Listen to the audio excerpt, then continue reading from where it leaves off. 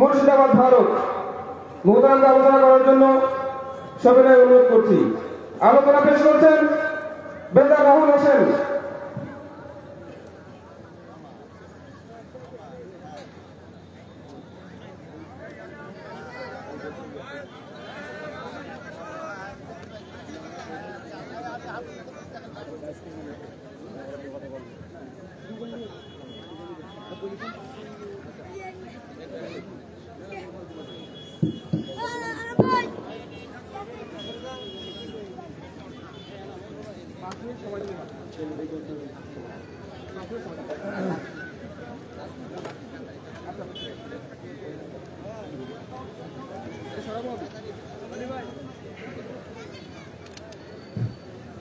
السلام عليكم ورحمة الله وبركاته. إن الحمد لله نحمده ونستعينه ونستغفره ونعوذ بالله من شرور أنفسنا ومن سيئات أعمالنا من يهده الله فلا مضل له ومن يضلل فلا هادي له وأشهد أن لا إله إلا الله وحده لا شريك له وأشهد أن محمدا عبده ورسوله أما بعد فإن خير الحديث كتاب الله وخير الهدي هدي محمد صلى الله عليه وسلم وشر الأمور محدثاتها وكل محدثة بدعة وكل بدعة ضلالة وكل ضلالة في النار. أعوذ بالله السميع العليم من الشيطان الرجيم من همزه ونفخه ونفسه. يا أيها الناس اتقوا ربكم الذي خلقكم من نفس واحدة وخلق منها زوجها وبث منهما رجالا كثيرا ونساء واتقوا الله الذي تساءلون به والأرحام إن الله كان عليكم رقيبا. يا أيها الذين آمنوا اتقوا الله وقولوا قولا سديدا يصلح لكم أعمالكم يغفر لكم ذنوبكم ومن يطع الله ورسوله فقد فاز فوزا عظيما.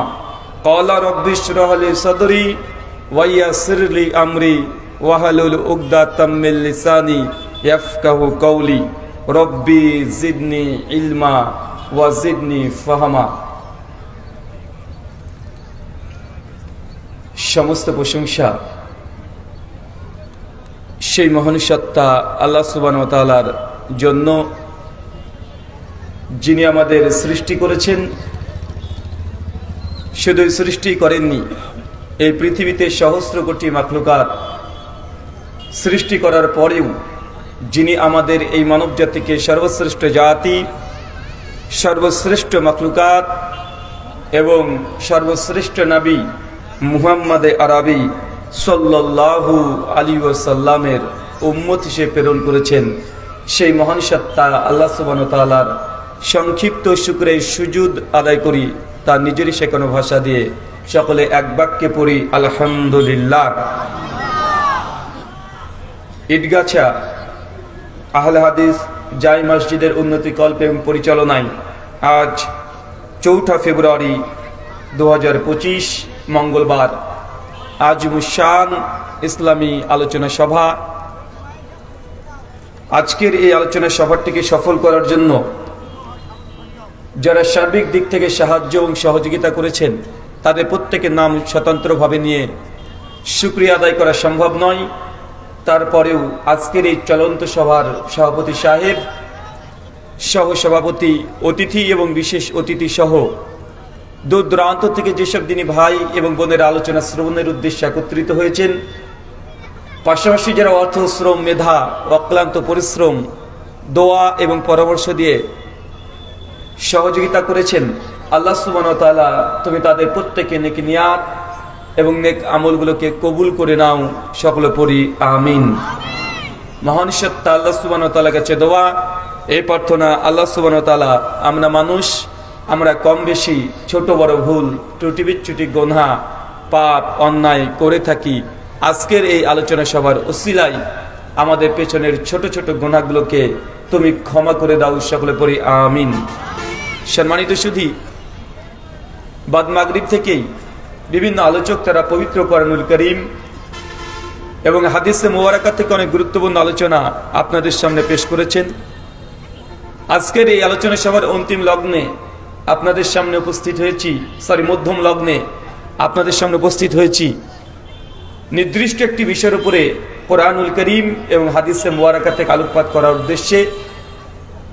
আর আমার পরেও আজকে শেখ মুজাফফর বিন মাহসিন হাফেজাহুল্লাহ উনি রাস্তাতে আছেন, তিনি খুব শীঘ্রই চলে আসবেন। আপনারা থাকবেন না চলে যাবেন?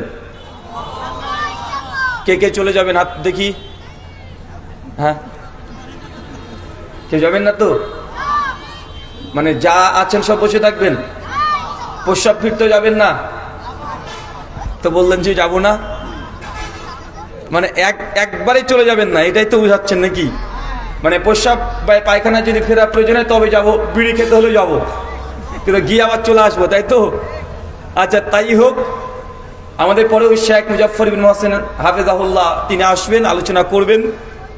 আজকে যে বিষয়ে গুরুত্বপূর্ণ আলোচনা হবে, আলোচ্য বিষয় যে আমলে জান্নাতে ঘর পাওয়া যায়। কি বলেন তো, কি পাওয়া যায়? কে কে ঘর নিবেন হাত তোলেন। মাশাআল্লাহ, আল্লাহ তুমি কবুল করো, আমিন। ঘর প্রত্যেকে চাইতো? দুনিয়াতে একটা ঘর তৈরি করতে হলে কষ্ট পরিশ্রম করতে হয় কি হয় না? আপনি জীবনে নিজের একটা সুন্দর অট্টালিকা, একটা বাড়ি তৈরি করার যে স্বপ্ন দেখেন, এই স্বপ্নকে পূরণ করতে হলে প্রতিদিন আপনাকে শ্রম তথা আপনি যে পরিশ্রম করছেন, এই পরিশ্রম দেওয়া লাগে কি লাগে না? লাগে। অনেক মানুষের উদ্দেশ্য যে না, এই দুনিয়াতে সুন্দর একটা ঘর তৈরি করব, একতলা হোক, দুইতলা হোক, চারতলা হোক। আর এই স্বপ্নকে বাস্তবায়ন করার জন্যই প্রতিদিন সে ফজরের সালাত পড়ুক চাই না পড়ুক, সে দেখবেন বাড়ি থেকে বের হয়ে চলে যাচ্ছে বিজনেস ব্যবসার উদ্দেশ্যে। মানুষটা খুব খিটখিটে মেজাজি, বাড়িতে তার স্ত্রী একটা কথা বলে সহ্য করে না, ছেলে একটা কথা বলে সহ্য করে না, প্রতিবেশী একটা কথা বলে সহ্য করে না। কিন্তু যখন দোকানে যায়, যখন সে ব্যবসায়িক, একটা জিনিসের দাম দেখা যায়, একটা কাপড়ের ব্যবসায়িক, সে জিনিসটার দাম আছে 700 টাকা, কাস্টমার বলছে যে 300 টাকা হলে দেন, নলে নেব না, ভেতর রাগ হচ্ছে, তারপরেও সে মানুষটা তার সঙ্গে ভালো আচরণ করে কি করে না? কারণ সে কাস্টমার, তার কাছে যদি যৎসামান্য এই মালটাকে বিক্রি করে দিতে পারি, কিছু আমার অর্থ উপার্জন হবে, কিছু লাভ্যাংশ হবে, যার ফলে আপনার যে স্বপ্নের যে বাড়ি, আপনি স্বপ্নের বাড়ি তৈরি করতে পারবেন, ঘর তৈরি করতে পারবেন। প্রত্যেক মানুষের এই চাহিদা আছে না নাই? সবার এই চাহিদা আছে। তার জন্য দুনিয়াতে আপনি 20 বছর 30 বছর সময় ব্যয় করছেন সুন্দর একটা অট্টালিকা পাওয়ার জন্য, জীবন্ত ক্ষণস্থায়ী এই বাড়িঘর তৈরি করলেন। আপনি যে বাড়িঘরে বাস করতে পারবেন, ভাই এর কোনো গ্যারান্টি আছে? কোনো গ্যারান্টি নেই। চলে যেতে হবে একদিন সবাইকে, কেউ থাকবে না, সবাই চলে যাবে। নবী রাসূল তারাও থাকে নাই। 1400 বছর হয়ে গেল আমাদের নবী আলাইহিস সালাম দুনিয়া থেকে চলে যাওয়ার। পৃথিবীর শ্রেষ্ঠ মানুষ, যদি শুধু পৃথিবীর শ্রেষ্ঠ মানুষ নয়, ইবনে আব্বাস রাদিয়াল্লাহু আনহু বলছেন তাফসীরে কুরতুবীর মধ্যে সূরা বনী ইসরাঈলের 70 নম্বর আয়াতে তাফসীর করতে গিয়ে, সৃষ্টি জগতে সব চাইতে, যা সৃষ্টি দেখছেন সব চাইতে শ্রেষ্ঠ সৃষ্টির নাম কি? কি নাম? মুহাম্মদ সাল্লাল্লাহু আলাইহি সাল্লাম সৃষ্টির মধ্যে সব চাইতে শ্রেষ্ঠ ব্যক্তি। শুধু মানুষের মধ্যে নয়, জিন, ফেরেশতা, আসমান, জমিন, পাহাড়, পর্বত, যা আছে সবকিছুর চাইতে সর্বশ্রেষ্ঠ ব্যক্তির নাম কি? আল্লাহ নবী আলাইহিস সালাম, তিনিও দুনিয়া থেকে চলে গেছেন, দুনিয়াতে কেউ থাকবে না। অতএব আমরা এই দুনিয়াতে এসেছি যৎসামান্য কিছু দিনের জন্য, নিজেদের মধ্যে কোনো সংশয় বৃদ্ধি করার জন্য নয়। আমরা দুনিয়াতে সামান্য সময় পেয়েছি, এই সামান্য সময় যেন পরকালে আল্লাহ সুবহানাহু ওয়া তাআলা যে জান্নাত আমাদের দেবেন, ওই জান্নাতে একটা ঘর কনফার্ম করার জন্য পৃথিবীতে আমাদের আশা। আল্লাহ সুবহানাহু ওয়া তাআলা আমাদের এই আশা তুমি পূরণ করো, সকলে বলি আমিন। সুনান তিরমিজি 3540 নম্বর হাদিস, আল্লাহ নবী বলছেন আমার উম্মতের গড় বয়স 60 থেকে 70 বছর। চাচা কত বছর? আরো জোরে হচ্ছে না, আরো জোরে। তার মানে উম্মতের গড় বয়স 60 থেকে 70 বছর। এই 60 থেকে 70 বছর এই দুনিয়াতে আমরা সময় পাবো, কেউ একটু বেশি বাঁচতে পারে, কেউ একটু কম বাঁচতে পারে, তবে আমাদের অ্যাভারেজ গড় বয়স 60 থেকে 70 বছর।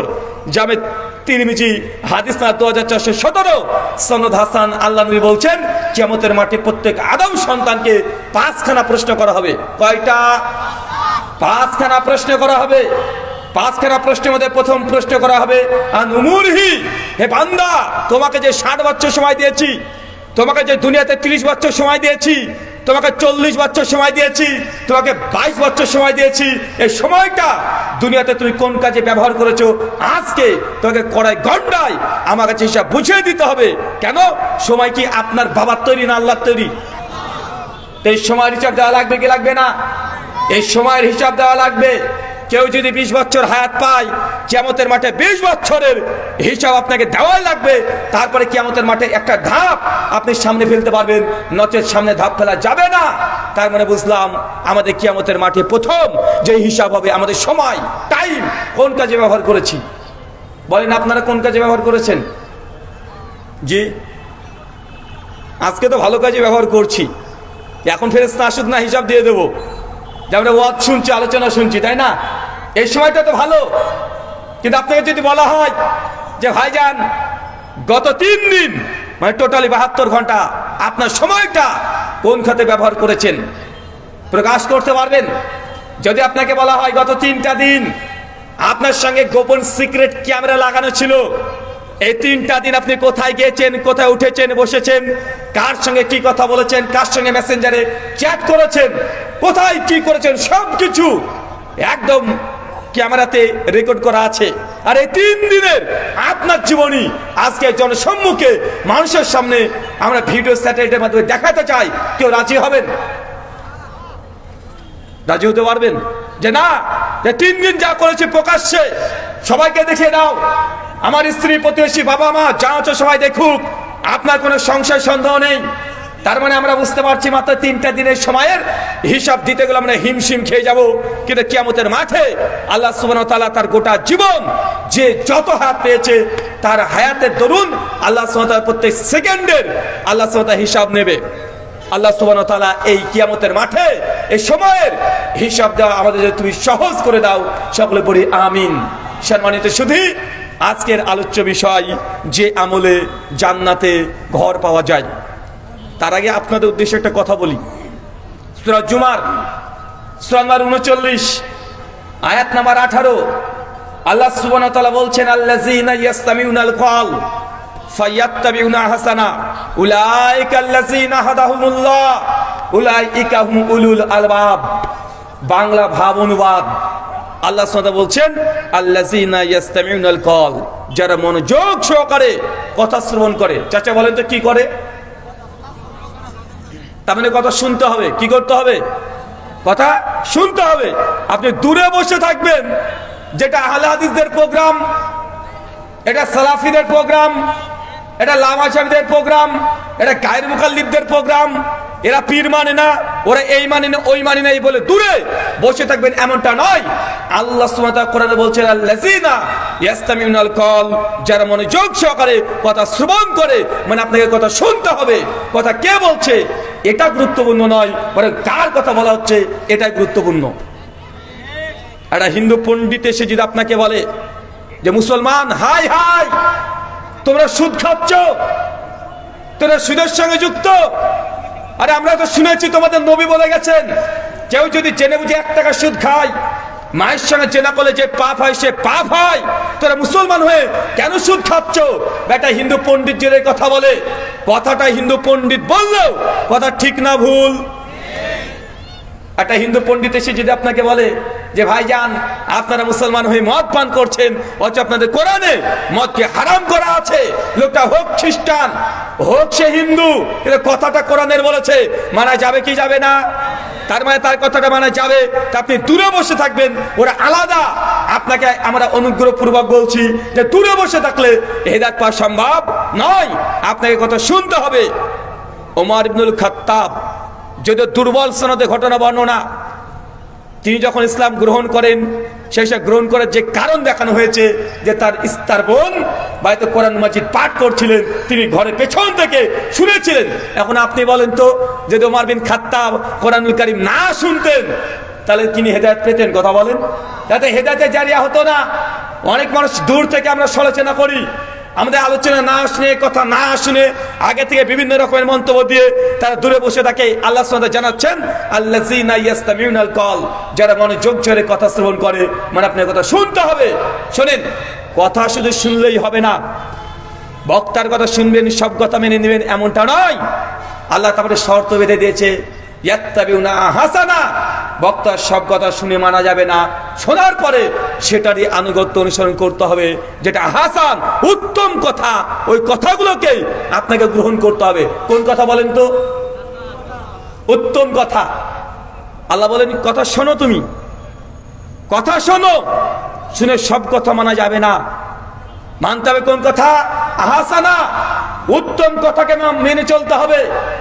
যাদের মধ্যে এমন হৃদয় আছে, যারা হৃদয়কে তালাবদ্ধ করে নাই, যারা মানুষের কথা শোনে এবং হকটাকে গ্রহণ করার মতো একদম হৃদয়কে উন্মুক্ত রেখেছে, আল্লাহ তাদের ব্যাপারে বলছে, উলাইকাল্লাযীনা হাদাহুমুল্লাহ, আমি আল্লাহ মূলত তাদেরকেই হেদায়েত দিয়ে থাকি। তার মানে আল্লাহ যাকে তাকে হেদায়েত দেন না। চাচা, আল্লাহ যাকে তাকে হেদায়েত দেন? আল্লাহর কাছে হেদায়েতের অভাব আছে? আল্লাহ চাইলে ফেরাউনকে হেদায়েত দিতে পারতো না? পারতো কি পারতো না? আবু জাহেলকে, আবু লাহাবকে, উদবা, সাইবা, নরেন্দ্র মোদী পারতেন না? কি বলছেন? আল্লাহ চাই কি হেদায়েত শেষ? হেদায়েত আর নাই? আরে আল্লাহর কাছে হেদায়েত তো আছেই, কিন্তু আল্লাহ শর্ত দিয়ে দিয়েছে। আল্লাহ সবাইকে হেদায়েতের পেয়ালা পান করায় না। হেদায়েতের পেয়ালা যদি আপনাকে পান করতে হয়, প্রথম আপনাকে কথা শ্রবণ করতে হবে, শুনতে হবে। শুধু শুনলেই হবে না, শোনার পর হৃদয়টাকে উন্মুক্ত রাখতে হবে। যেটা উত্তম আহসান, সেই কথাগুলোকে আমি মানবো। আল্লাহ তারপরে বলছে, উলাইকাল্লাযীনা হাদাহুমুল্লাহ, আমি আল্লাহ এই শ্রেণী মানুষকে মূলত হেদায়েত দিয়ে থাকি। মানে উত্তম কথা গ্রহণ করতে হবে। সমস্যা তো এটাই। বলেন তো হুজুর, উত্তম কোনটা? কোন কথা উত্তম? আমার পীর সাহেব যেটা বলেছে এটা কি উত্তম নয়? আমার পীর সাহেব তো বলেছে, নৌকা নিয়ে দাঁড়িয়ে থাকবো বা ছাড়া, তোর আমার কাছে মুরিদ হয়ে যা, জান্নাতে নিয়ে চলে যাবো, এটা কি উত্তম কথা নয়? আমার পীর সাহেব তো বলেছে। কি বলেছে পীর সাহেব? বলছে গভীর রাত্রিবেলাতে উঠবে, 1000 বার ইল্লাল্লাহ ইল্লাল্লাহ জিকির করবে। একবার ইল্লাল্লাহ বলার সময় এইভাবে ইল্লাল্লাহ একটা তরিকা শিখে দিয়েছে। এটা কি উত্তম কথা নয়? কি বলছেন? উত্তম কথা কোনটা? তার মানে কি অ্যালবার্ট আইনস্টাইন যে সায়েন্স দিয়েছে সেটা উত্তম? কবিগুরু বিদ্রোহী কবি কাজী নজরুল ইসলাম যে কথা হচ্ছে সেটা উত্তম? রবীন্দ্রনাথ ঠাকুর যে কবিতা লিখেছে সেগুলো উত্তম? জি না, উত্তম কথা ওটাই যেটা মুহাম্মদ সাল্লাল্লাহু আলাইহি ওয়াসাল্লাম তিনি জানিয়ে দিয়েছেন। সেই মুসলিম খোলেন, হাদিস নাম্বার 850, আল্লাহ নবী নিজেই তিনি ব্যাখ্যা করে বলছেন, ফাইন্না খায়রাল হাদিসি কিতাবুল্লাহ, এই দুনিয়াতে সবচেয়ে শ্রেষ্ঠ কথা, দামি কথা, উত্তম কথা সেটা কিতাব আল্লাহ, আল্লাহর কিতাবের কথা, মানে কোরআনের কথা। কার কথা? কথা বলেন চাচা, উত্তম কথা কোনটা? কথা আসছে না। উত্তম কথা কোনটা? কি খিদে লেগেছে আপনাদের? খিদা পেয়েছে তো গলা জোর কইরে ভাই। আপনারা সাতক্ষীরার মানুষ না? আপনারা তো ওই যে চিংড়ি মাছ খাওয়ার মানুষ, গলদা চিংড়ি না? মানে রাস্তাতে যখন আসলাম দেখছি দুই চতুর্পাশে চিংড়ি, মানে মাঠ ঘাটে ধান গম এইসব মানুষ অন্য জায়গাতে তৈরি করে, আপনারা আবার মাঠের মধ্যে থেকে চিংড়ি মাছ তৈরি করেন। তো আপনাদের তো মানে বেশি শক্তি থাকার কথা, কিন্তু আপনাদের মানে দেখে মনে হচ্ছে যে আপনাদের রাগ করছেন আমাকে দেখে। রাগ হচ্ছে কি আমাকে দেখে? রাগ হচ্ছে চাচা? ভাল লাগে না আমাকে? তাহলে মানে চেহারার মধ্যে উজ্জ্বলতা নেই না? কেউ মারা গেছে এলাকাতে? কেউ মারা গেছে? আমার সঙ্গে কথা বলেন একটু। উত্তম কথা কোনটা? আল্লাহর কথা। কে বলছে এটা? আমি? জি না, নবী বলছেন, ফাইন্না খায়রাল হাদিসি কিতাবুল্লাহ, সব চাইতে উত্তম কথা হচ্ছে আল্লাহর কোরআনের কথা। ও খায়রাল হাদি হাদিউ মুহাম্মদ সাল্লাল্লাহু আলাইহি ওয়াসাল্লাম, আর সব চাইতে দ্বিতীয় কারো যদি উত্তম কথা হয়ে থাকে সেটা মুহাম্মদ সাল্লাল্লাহু আলাইহি সাল্লামের কথা। তার মানে বোঝা গেল আমি বক্তা, আমার ব্যক্তিগত কোনো কথা এটা উত্তম নয়। আমার কথা যদি আল্লাহর কোরআনের সঙ্গে মিলে, যদি নবীর হাদিসের সঙ্গে মিলে, তবেই সেটা উত্তম হবে। আর আল্লাহ এটাই বলছে, মানে আত্তাবিউনা আহসানা, অনুসরণ করো উত্তম কথার, ভালো কথার, মানে পরোক্ষভাবে কোরআন আর হাদিসের কথাই আপনাকে মানতে হবে। বক্তার অনেক কথা আপনার ভালো লাগতে পারে, মন জয় করে ফেলতে পারে, কিন্তু বক্তার ব্যক্তিগত কোনো কথা এটা আনুগত্য অনুসরণ করার জন্য আপনি বাধ্য নয়। দেখেন জামে তিরমিজি হাদিস নাম্বার 2826, আল্লাহর নবী আলাইহিস সালাম বলছেন, আফজালুজ যিকরি লা ইলাহা ইল্লাল্লাহ, সবচাইতে দুনিয়াতে শ্রেষ্ঠ জিকির লা ইলাহা ইল্লাল্লাহ। এই জিকির এটা উত্তম। আপনার পিসাব যতই বলুক না কেন, বাবা তুমি ইল্লাল্লাহ জিকির করবা, তাহলে তোমাকে নৌকাতে করে পার করে দেব, এটা উত্তম কথা নয়। কষ্ট পেয়েছেন তো? আমাদের সমাজে কোন জিকির চলে? আল্লাহ নবী ডাইরেক্ট বলছে সবচেয়ে উত্তম জিকির লা ইলাহা ইল্লাল্লাহ। মানুষ জিকির করছে ঠিক, কিন্তু নবীরটা না, পীরেরটা। কাটটা কাজ জিকির করছে, পীর যেটা দিয়েছে সেটা। এই উম্মতকে এখন আমরা বুঝাতে পারি নাই, এই মানুষ জাতিকে এখনো বুঝাতে পারি নাই যে ভাইজান আপনি দুনিয়াতে কালেমা পড়েছেন মুহাম্মদ সাল্লাল্লাহু আলাইহি ওয়াসাল্লামের, আপনি কালেমা শাহাদা পাঠ করেছেন আশহাদু আল্লা ইলাহা ইল্লাল্লাহ ওয়া আশহাদু আন্না মুহাম্মাদার রাসূলুল্লাহ, আপনি মুহাম্মদ সাল্লাল্লাহু আলাইহি ওয়াসাল্লামের কালেমা পড়েছেন, কিন্তু দিন নিচ্ছেন বিভিন্ন রকমের দল থেকে, বিভিন্ন রকমের মাযহাব থেকে, বিভিন্ন রকমের পীর বুজুর্গ, এদের কাছে আপনি ডাইরেক্ট বলছি উত্তম জিকির লা ইলাহা ইল্লাল্লাহ, কিন্তু আপনি ইল্লাল্লাহ জিকির নিয়ে মেতে আছেন। যখন আমরা বলছি এই জিকিরটাই করাই লাগবে, তখন আপনি আমাদের উপর রেগে যাচ্ছেন। ভাই আমি ডাকছি নবীর দিকে, আপনি পীরের দিকটা নিয়ে খুশি হয়ে বসে আছেন। কোন দিকে ডেকেছি? কার দিকে ডাকছি আমরা? আমি ব্যক্তিগত কিছু তৈরি করেছি? আমরা তো ডাকছি নবীর দিকে আসেন, আপনি চলেছেন উম্মতের দিকে। সূরা বনী ইসরাঈল সূরা নম্বর 17 আয়াত নম্বর 71 আল্লাহ বলছেন ইয়াউমা নাদু কুল্লা উনাসিন বিইমামিহিম, শুনে রাখো মানুষ জাতি, দুনিয়াতে যে মানুষ যারই আনুগত্য করবে, যাকে আদর্শবান হিসেবে গ্রহণ করে নিবে, যার আনুগত্য অনুসরণ ইত্তেবা করবে, কিয়ামতের মাঠে আমি আল্লাহ তাকে তার পেছনেই উদ্ধৃত করবে। ভাইয়ান আপনি যদি আপনার পীরের দেওয়া ধর্মটাকে যদি সত্য মনে করেন, তার যদি জিকির আজকার তাসবিহ তাহলিল যদি ইত্তেবা অনুসরণ করেন, জেনে রাখেন কিয়ামতের মাঠে আপনাকে পীরের পেছনে উঠতে হবে। আর যারা মুহাম্মদ সাল্লাল্লাহু আলাইহি ওয়াসাল্লামের আনুগত্য করবে, ইনশাআল্লাহ তারা কিয়ামতের মাঠে কার পেছনে উঠবে? কার পেছনে? আপনি কার পেছনে উঠতে চান? তাহলে চাচা আপনাকে যে নবী যা বলেছে তাই করতে হবে, নবীর যে আনুগত্য করতে হবে, নবীর যে অনুসরণ করতে হবে। মাইয়ুতিল্লাহু ওয়া রাসূলাহু, যে ব্যক্তি আল্লাহর আনুগত্য করে, রাসূলের অনুসরণ করে, ওয়ান নাবিয়িন, তারা নবীদের সঙ্গী হবে, ওয়া সিদ্দিকিন, যারা আবু বকর সিদ্দিকের মতো সত্যবাদী তাদের সঙ্গে থাকবে, ওয়া শুহাদা, এবং যারা শহীদ হয়ে গেছে বদরের যুদ্ধে, উহুদের যুদ্ধে, এই সাহাবীদের মতো ব্যক্তির সঙ্গে কিয়ামতের মাঠে জান্নাতে যখন চলে যাবে তাদের সঙ্গে হবে, ওয়া সালেহিন, এবং নেককার ব্যক্তির সঙ্গে থাকবেন। আপনাকে কি কাজ করতে হবে? এক, আল্লাহর ইবাদত করতে হবে। কিভাবে করতে হবে? রাসূলের পদ্ধতিতে করতে হবে। যদি করেন কি হবে? জান্নাতে নবীর সঙ্গী হবেন। কিন্তু আপনি যদি আপনার পীর সাহেবের যদি সুন্নাত যদি পালন করেন, পীর যে জিকির আজকার দিয়েছে সেটা যদি পালন করেন, পীর যে আদর্শ দিয়েছে সেটা যদি আদর্শ পালন করেন, তাহলে জান্নাতে কার সঙ্গে হবেন? আমি বলছি না পীর সাহেব জাহান্নামে যাবে, ফর সেক অফ আর্গুমেন্ট ধরে নিলাম জান্নাতে পীর সাহেব, যদিও পীরদের মধ্যে একতা নেই, এক পীর বলে ওই গোমরা, ওই পীর বলে এই গোমরা, আছে না নাই? মানে রাগ করছে, আছে না ভাইজান? চরবনায় পীর সাহেবের মুখে ডাইরেক্ট শুনেছি, উনি বলছেন 8 রশি মাছ ভান্ডারি ভণ্ড, বলে না? আবার মাছ ভান্ডারি 8 রশি যারা আছে তারা বলে যে চরমনায়রা ভণ্ড, দেওয়ানবাগিকে তো পাইকড়ি হারে সকলে ভণ্ড বলে। আপনাদের কুষ্টি আছে ন্যাংটা বাবা পীর, একে হাক্কানি কথা বলেন? ন্যাংটা বাবা একটা আছে না? চিন্তা করেন, মানুষ ন্যাংটার পুজো করে, ওর উপর মানে ওই যে মার্কাজ মানে খানকা, মানে খানকাতে মানুষ লাখ লাখ কোটি কোটি টাকা দান করে। কতজনে প্রত্যেক মাসে ওঠে? কিছুদিন আগে নিউজে দেখাচ্ছিল যে মানে ওই বাক্স একদম পরিপূর্ণ হয়ে যায়, 1 মাস 2 মাস 3 মাস পর যদি বাক্সগুলো খোলে গোটা বাক্সতে টাকার টাকা। মা মুসলমান, তুই বুঝতে পারোনি তুই খানকাতে তুমি দান করছো, অথচ মসজিদের ছাদ তৈরি করার জন্য তোমার কাছে 100 টাকা চাইলে তুই 5 টাকা তুই বের করে দাও। মসজিদে যায় না, কিন্তু খানকাতে যাওয়ার জন্য বলতে হয় না, আগেই চলে যায়। আছে না না কথা বলেন? সাবধান, সতর্ক। আপনাকে আমার দিকে ডাকি নাই, আপনাকে বলছি না আমার পীর সাহেবের দিকে আসেন, আমি বলছি না যে অমুক ব্যক্তির দিকে আসেন। আমি আপনাকে জান্নাতে নবীর সঙ্গী বানাতে চাচ্ছি।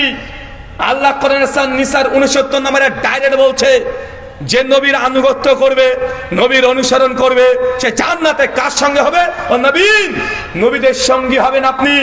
মানে দুনিয়াতে নবীর অনুসরণ করবেন।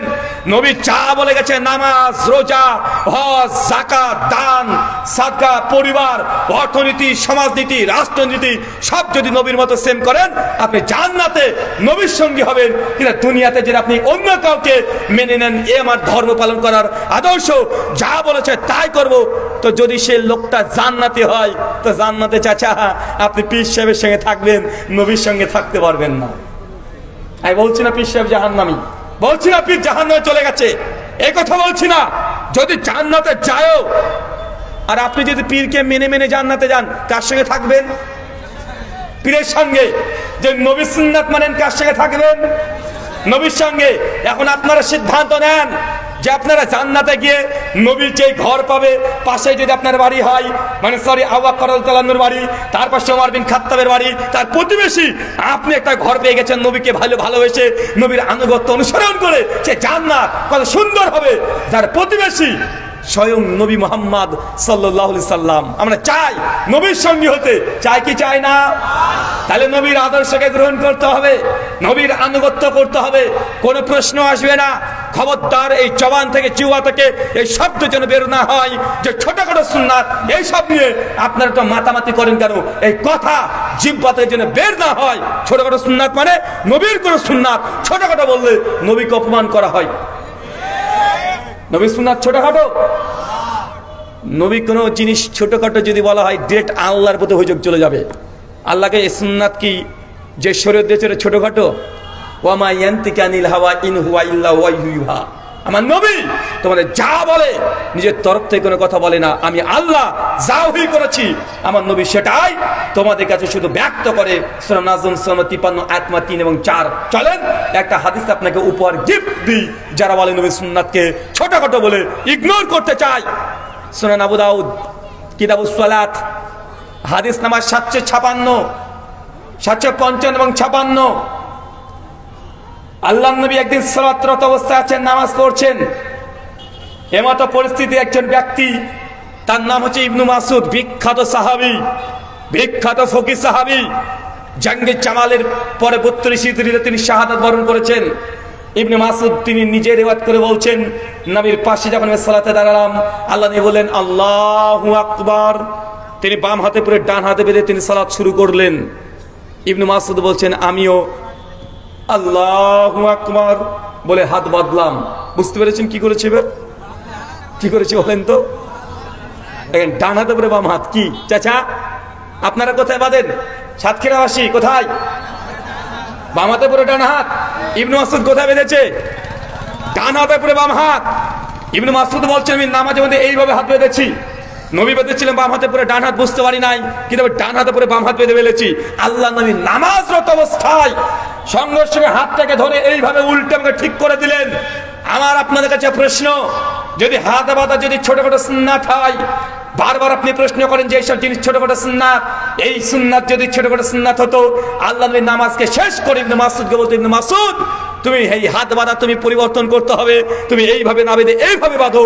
আল্লাহ নবী বলতে পারতেন, কিন্তু না বলে স্বয়ং নামাজের মতো স্পষ্টগত বিষয়, যে বিষয় যে আল্লাহ নবী যেখানে এদিক ওদিক তাকান না, সে নামাজের মধ্যে তিনি হাত বাঁধা তিনি পরিবর্তন করে দিচ্ছে। আর তুমি কোন লজ্জায় বলো যে হাত বাঁধা এটা ছোটখাটো সুন্নাত?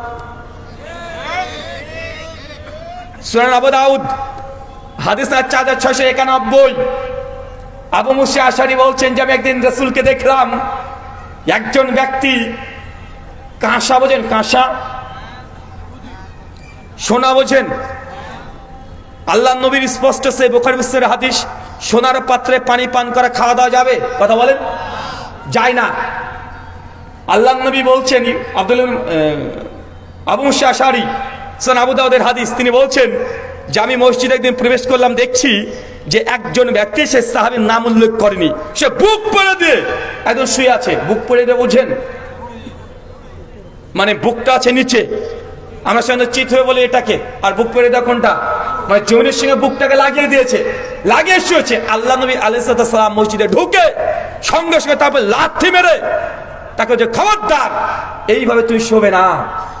আমার সাদা মনে সাদা প্রশ্ন, আল্লাহ নবী লাথি মেরেছে, নবী কোন সাহাবীকে লাথি মারে না, অথচ তিনি এই একটা আমল শুধু বুক পেড়ে শুয়েছে মসজিদে, তার জন্য তিনি লাথি মেরেছেন। মুহাদ্দিসগণ অনেক ব্যাখ্যা করেছেন, কারণ আল্লাহ নবী আগে বুক পেড়ে মানুষকে শুধু নিষেধ ঘোষণা করেছে, তারপর আল্লাহ নবী সুন্নাতের পরিপন্থী আমল করার কারণেই এই সাহাবীকে আল্লাহ নবী সুন্নাতের বরখলাফ হওয়ার জন্য তিনি পা দিয়ে, কোন মুহাদ্দিস হয়েছে লাথি মেরেছে এটা হবে না, পা দিয়ে তাকে আঘাত করেছে, মানে পা দিয়ে তাকে পরিবর্তন করার চেষ্টা করেছে। আমার দাবি এটাই যে আল্লাহ নবী তাকে পা স্পর্শ করেছে। আপনি ছোট ছোট সুন্নাত বলবেন? চলেন সহিহ বুখারী হাদিস নাম্বার 755, 56, 57 পরপর হাদিসগুলো বর্ণনা আছে। বাবুল কিরাত অধ্যায়, কিতাবুস সালাতের মধ্যে আসছে, আল্লাহ নবী মসজিদে নববীতে বসে আছেন, একজন সাহাবী সে মসজিদে প্রবেশ করেছে, নবীকে সালাম দিয়েছে, নবী উত্তর দিয়ে বলছেন, ইরজি, যাও ফিরে যাও, ফাসাল্লি, তুই নামাজ পড়ো, ফাইন্না কালাম তুসাল্লি, তুই নামাজ পড়োনি। সাহাবী কিন্তু নামাজ পড়েছে। চাচা, সাহাবী কি করেছে? নামাজ পড়েছে। নবী বলছে নামাজ পড়োনি। চিন্তা করেছেন ছোটখাটো সুন্নাত? এটা কি আপনি? আপনি না, সাহাবী। নামাজ কে পড়েছে? সাহাবী। নবী বলছেন, ইরজি, যাও ফিরে যাও, ফাসাল্লি, তুই নামাজ পড়ো, ফাইন্না কালাম তুসাল্লি, কারণ তুই নামাজ পড়ো নাই। সাহাবী আল্লাহ নবীর প্রতি কোনো অভিযোগ করে নাই, মসজিদে আবার গিয়েছে, আবার নামাজ পড়েছে, আবার সে সালাম দিয়েছে, উত্তর দিয়ে আবার একই কথা, ইরজি, যাও ফিরে যাও, ফাসাল্লি, নামাজ পড়ো, ফাইন্না কালাম তুসাল্লি, কারণ তুমি নামাজ পড়ো নাই। সাহাবী আবার অবাক, দুইবার নামাজ পড়েছে। কয়বার? 3বার আবার গেছে মসজিদে, আবার নামাজ পড়েছে, আবার এসেছে, একই কথা, ইরজি, যাও ফিরে যাও, ফাসাল্লি, নামাজ পড়ো, ফাইন্না কালাম তুসাল্লি, তুই নামাজ পড়োইনি। সাহাবী 3বারের বেলায় মুখ খুলে বলছে, ইয়া রাসূলুল্লাহ, আমি এর চেয়ে ভালো করে নামাজ পড়তে পারি না। আল্লাহ নবী আপনি নামাজটাকে শিক্ষা দিয়ে দেন। সুনান নাসাই কিতাবুস সালাত হাদিস নাম্বার 1312, এখানে ওয়াইল বিন হুজর রাদিয়াল্লাহু তাআলা আনহু হাদিস বর্ণনা করে তিনি বলছেন যে ওই সাহাবী প্রায় 10 বছর ধরে তিনি একদম প্রথম থেকেই তিনি নামাজ পড়ে আসছেন। আরেকজনের ঘটনা বর্ণনা করছেন ওয়াইল বিন হুজর, যে একটা ব্যক্তিকে 40 বছর নামাজ পড়তে দেখেছি। এই ব্যক্তি আলাদা ঘটনা, এটা আলাদা। 40 বছর শুধু রুকু আর সিজদা ঠিক না হওয়ার কারণে তাকে ওয়াইল বিন হুজর রাদিয়াল্লাহু তাআলা বলেছেন যে তোমার নামাজটাই বাতিল। আপনি ছোটখাটো সুন্নাত বলছেন চাচা, আল্লাহি ছোটখাটো সুন্নাত নয়। সহিহ বুখারী হাদিস নাম্বার 780, বাব 111, আবু হুরায়রা হাদিসের রিওয়ায়াতকারী, তিনি বলছেন কেউ যদি নামাজ শেষে সূরাতুল ফাতিহা গায়রিল মাগযুবি আলাইহিম ওয়াজ-যালিমিন পর্যন্ত পৌঁছেছে, ফাকাল আমিন, আমিন বলো। সুনান তিরমিজি হাদিস নাম্বার 248-49, মাদ্দা বিয়া সাউতিহা, রাফা বিয়া সাউতিহা, আওয়াজটাকে উঁচু করে বলো এবং টান দিয়ে বলো। সহিহ বুখারী হাদিস নাম্বার 781, আল্লাহ নবী জানাচ্ছেন যদি কেউ এইভাবে মানে আমিন বলে, যদি ফেরেশতারা আমিনের সঙ্গে মিলে যায়, তার পেছনের সমস্ত গুনাহকে আমি আল্লাহ ক্ষমা করে দেব। আপনি ছোটখাটো সুন্নাত, এটা ছোটখাটো সুন্নাত। মুসনাদ আহমদ 16103 নম্বর হাদিস, আল্লাহ নবী বলছেন নামাজ যখন দাঁড়াবে কাঁধের সঙ্গে কাঁধ, পায়ের সঙ্গে পা লাগিয়ে দাঁড়াও, মাঝখানে ফাঁকা বন্ধ করো। সহিহ বুখারী 725, সুনান আবু দাউদ 666, মুসনাদ আহমদ 16103, আল্লাহ নবী বলছেন কেউ যদি এইভাবে কাঁধের সঙ্গে কাঁধ, পায়ের সঙ্গে পা লাগিয়ে দাঁড়ায়, মাঝখানে ফাঁকাকে বন্ধ রেখে দেয়, তাহলে বাইতুল ফিল জান্নাত, আমি আল্লাহ তার জন্য জান্নাতে একটা ঘর প্রস্তুত করে দিয়েছি। আপনি ছোট বড় সুন্নাত বলছেন, নবীর কোন সুন্নাতকে ছোটখাটো বলা যাবে? কথা বলেন যে না। আপনি কয়েক হাজার এই হাদিস দেখিয়ে দেব যে সাহাবীরা নবী কিভাবে খেতেন, কিভাবে পড়তেন, তিনি হুবহু নকল করতেন। আনাস বিন মালিক রাদিয়াল্লাহু আনহু নবীর খেদমত করতেন, খাদেম ছিলেন। তিনি বলছেন একদিন আমি আল্লাহর রাসূলের সঙ্গে দাওয়াতে বেরিয়ে গেলাম, একজন দর্জির বাড়িতে দাওয়াত দিয়েছিল, আমি আর নবী আলাইহিস সালাম দুজন একসঙ্গে গেলাম। সে দর্জি আমাদেরকে খেতে দিলেন মাংসের সঙ্গে লাউ কদু, কদু বোঝেন, লাউ বোঝেন, লাউ কদু মিক্সড করে একটা খাবার তৈরি করে দিয়েছে। আমি আল্লাহ রাসূলকে দেখলাম, নবী আলাইহিস সালাম সরাসরি তিনি একদম ওই পাত্রের মধ্যে হাত ঢুকে ঢুকে মাংসগুলোকে সরিয়ে দিয়ে লাউ কদু বের করে করে খাচ্ছেন। আমি আনাস বিন মালিক সেই দিন থেকে মূলত আমি লাউ কদুকে পছন্দ করতাম না, কিন্তু নবীকে যখন দেখেছি উনি প্লেট থেকে ফাঁকা ফাঁকা করে মাংসের মধ্যে থেকে এই কদু লাউ বের করে খাচ্ছে, আমি সেই দিন থেকে লাউ খাওয়াকে আমার জীবনের সবচেয়ে প্রিয় খাবার হিসাবে আমি পছন্দের তালিকা রেখেছি। চাচা, নবীর সুন্নাত ছোটখাটো, আপনি এখনো বুঝতে পারেননি, এখনো সুন্নাহ বুঝেননি, এখন নবীর প্রতি ভালোবাসা আপনার কমে গেছে। আপনি দাবি করছেন আশিকে রাসূল, কিন্তু মাঝখানে আপনার কেউ একজন দালাল চলে এসেছে। নবীর প্রতি ভালোবাসা মহব্বত যদি শিখতে হয়, জানতে হয়, তাহলে একমাত্র সালাফি মানহাজ যারা পালন করে তাদের কাছে আসা ছাড়া কোনো বিকল্প নেই। ব্যাখ্যা ছাড়াই নবী যা করেছে আমরা তাই করতে সর্বদা প্রস্তুত। প্রস্তুত কি প্রস্তুত না? সহিহ মুসলিম হাদিস না 195, আল্লাহ নবী বলেছে পুরুষ মহিলা যদি টাকলা নিচে জামা কাপড় প্যান্ট লুঙ্গি চলে যায়, মাকাদা মিনান নার, তার থাকার জায়গা জাহান্নাম। এই হাদিস শুনে আহলেসের বাচ্চারাই প্রথম টাকনার উপরে কাপড় পরে, আছে না নাই? আর একটা হাদিস শুনে নেন, সুনান নাসাই হাদিস নাম্বার 984। আল্লাহর নবী এই কথা বলে নাই যে সে টাকনার উপরে কাপড় পরতে হবে। সুন্নাত মূলত কোনটা জানেন? আল্লাহ নবী বলছেন পুরুষ মানুষের জন্য 70 ঘন্টা, নাভি থেকে হাঁটু পর্যন্ত। কত দূর? কথা বলেন, কত দূর? হাঁটু পর্যন্ত। আল্লাহ নবী বলছে যে তা মানতে না চাও আরেকটু নিচে নামো, যে তাও মানতে না চাও আরেকটু নিচে নামো, যে তাও যদি মনে হয় যে না তাহলে আরেকটু নিচে নামো, তবে টাকনার নিচে যেন না যায়। তার মানে বোঝা গেল টাকনাটা হচ্ছে বর্ডার। কি বলেন তো? টাকনা বর্ডার, মানে টাকনার নিচে গেলেই হারামের অন্তর্ভুক্ত। কি বললাম? হারাম। আর টাকনার উপরে থাকলে হারামটা করলেন না, তো এটা সুন্নাত নয়। সুন্নাত কোনটা? নিসফুস সাক, এইখান থেকে এর মধ্যে মিডল বরাবর, মানে এখান এই যে আপনার এত দূর, এটা হচ্ছে মিডল। এটা কি বলেন? এখন এত দূর পড়তে হবে, এটা হচ্ছে নবীর সুন্নাত। এটা কি কথা বলেন? মিডল বরাবর। টাকনার নিচে গেলে আপনি হারাম। টাকনার নিচে গেলে কি? হারাম। টাকনার উপরে মানে বর্ডারে আছেন, একটু নিচে নেমে গেলে বিএসএফ গুলি করে মেরে দেবে, মানে বুঝতে পারলেন না মনে হয়। আর সুন্নাত কোনটা? এটা মিডল বরাবর। ইনশাআল্লাহ ইনশাআল্লাহ এই সুন্নাত পালন করবো তো চাচা, করবো ইনশাআল্লাহ। কারণ আমরাই দেখে দিতে পারি যে হ্যাঁ নবীর হাদিসে যা আছে আমরা তাই পালন করি। কে কি বলেছে, সমাজে কি হচ্ছে, কোন হুজুর কি বলেছে, আমরা এইগুলো দেখি না। নিজের বাপের বিরুদ্ধে চলে গেলেও নবীর হাদিস পেয়ে গেলে সে হাদিস সবচেয়ে বেশি মানে। এই দুনিয়াতে কোন জামাত যদি থাকে সে জামাতের নাম কি? অন্যদেরকে হাদিস বললে বলতে হবে যে হ্যাঁ হাদিস থাকতেই পারে, তবে দেখতে হবে আমাদের মাঝহাবে কি আছে, ওলামারা কি ব্যাখ্যা করেছে, ওলামারা কি ফতোয়া দিয়েছে, এটাকে রাজে কল কি কল নাই, এটা কি মুস্তাহিদ ইমামরা কি বুঝেছেন। মানে একটার পরে গ্যারা কল দিতে দিতে দিতে দিতে দিতে দিতে তালকে মানে তিলকে তাল বানিয়ে লাস্ট পর্যন্ত হাদিসের মর্মকে বাতিল করে দেয়, আছে না নাই? কথা বলেন। আপনাকে একটা উদাহরণ দিয়ে বুঝতে পারেন চাচা, আমরা আহলে হাদিস, আমরা ইমামের পিছনে সূরা ফাতিহা পড়ি কি পড়ি না? শাফি মাযহাব যারা আছে তারা ফাতিহা পড়ে, কারণ তাদের নিকটে সেটা ওয়াজিব, না পড়লে নামাজ হবে না। কি বললাম বলেন তো? শাফি মাযহাবের মুকাল্লিদকে জিজ্ঞাসা করবেন যে ভাই আপনারা ইমামের পেছনে ফাতিহা কেন পড়লেন? বলবে আমাদের ইমাম শাফি এবং শাফি মাযহাবে এই ফতোয়া, ইমাম শাফি বলেছে তাই পড়েছি। বলবে কি বলবে না? একটা আহলে হাদিসের বাচ্চা সেই ইমামের পেছনে সূরাতুল ফাতিহা পড়ে, আহলে হাদিসের বাচ্চাকে জিজ্ঞাসা করেন ভাই আপনি ফাতিহা কেন পড়েছেন? আপনার উত্তর কি হবে?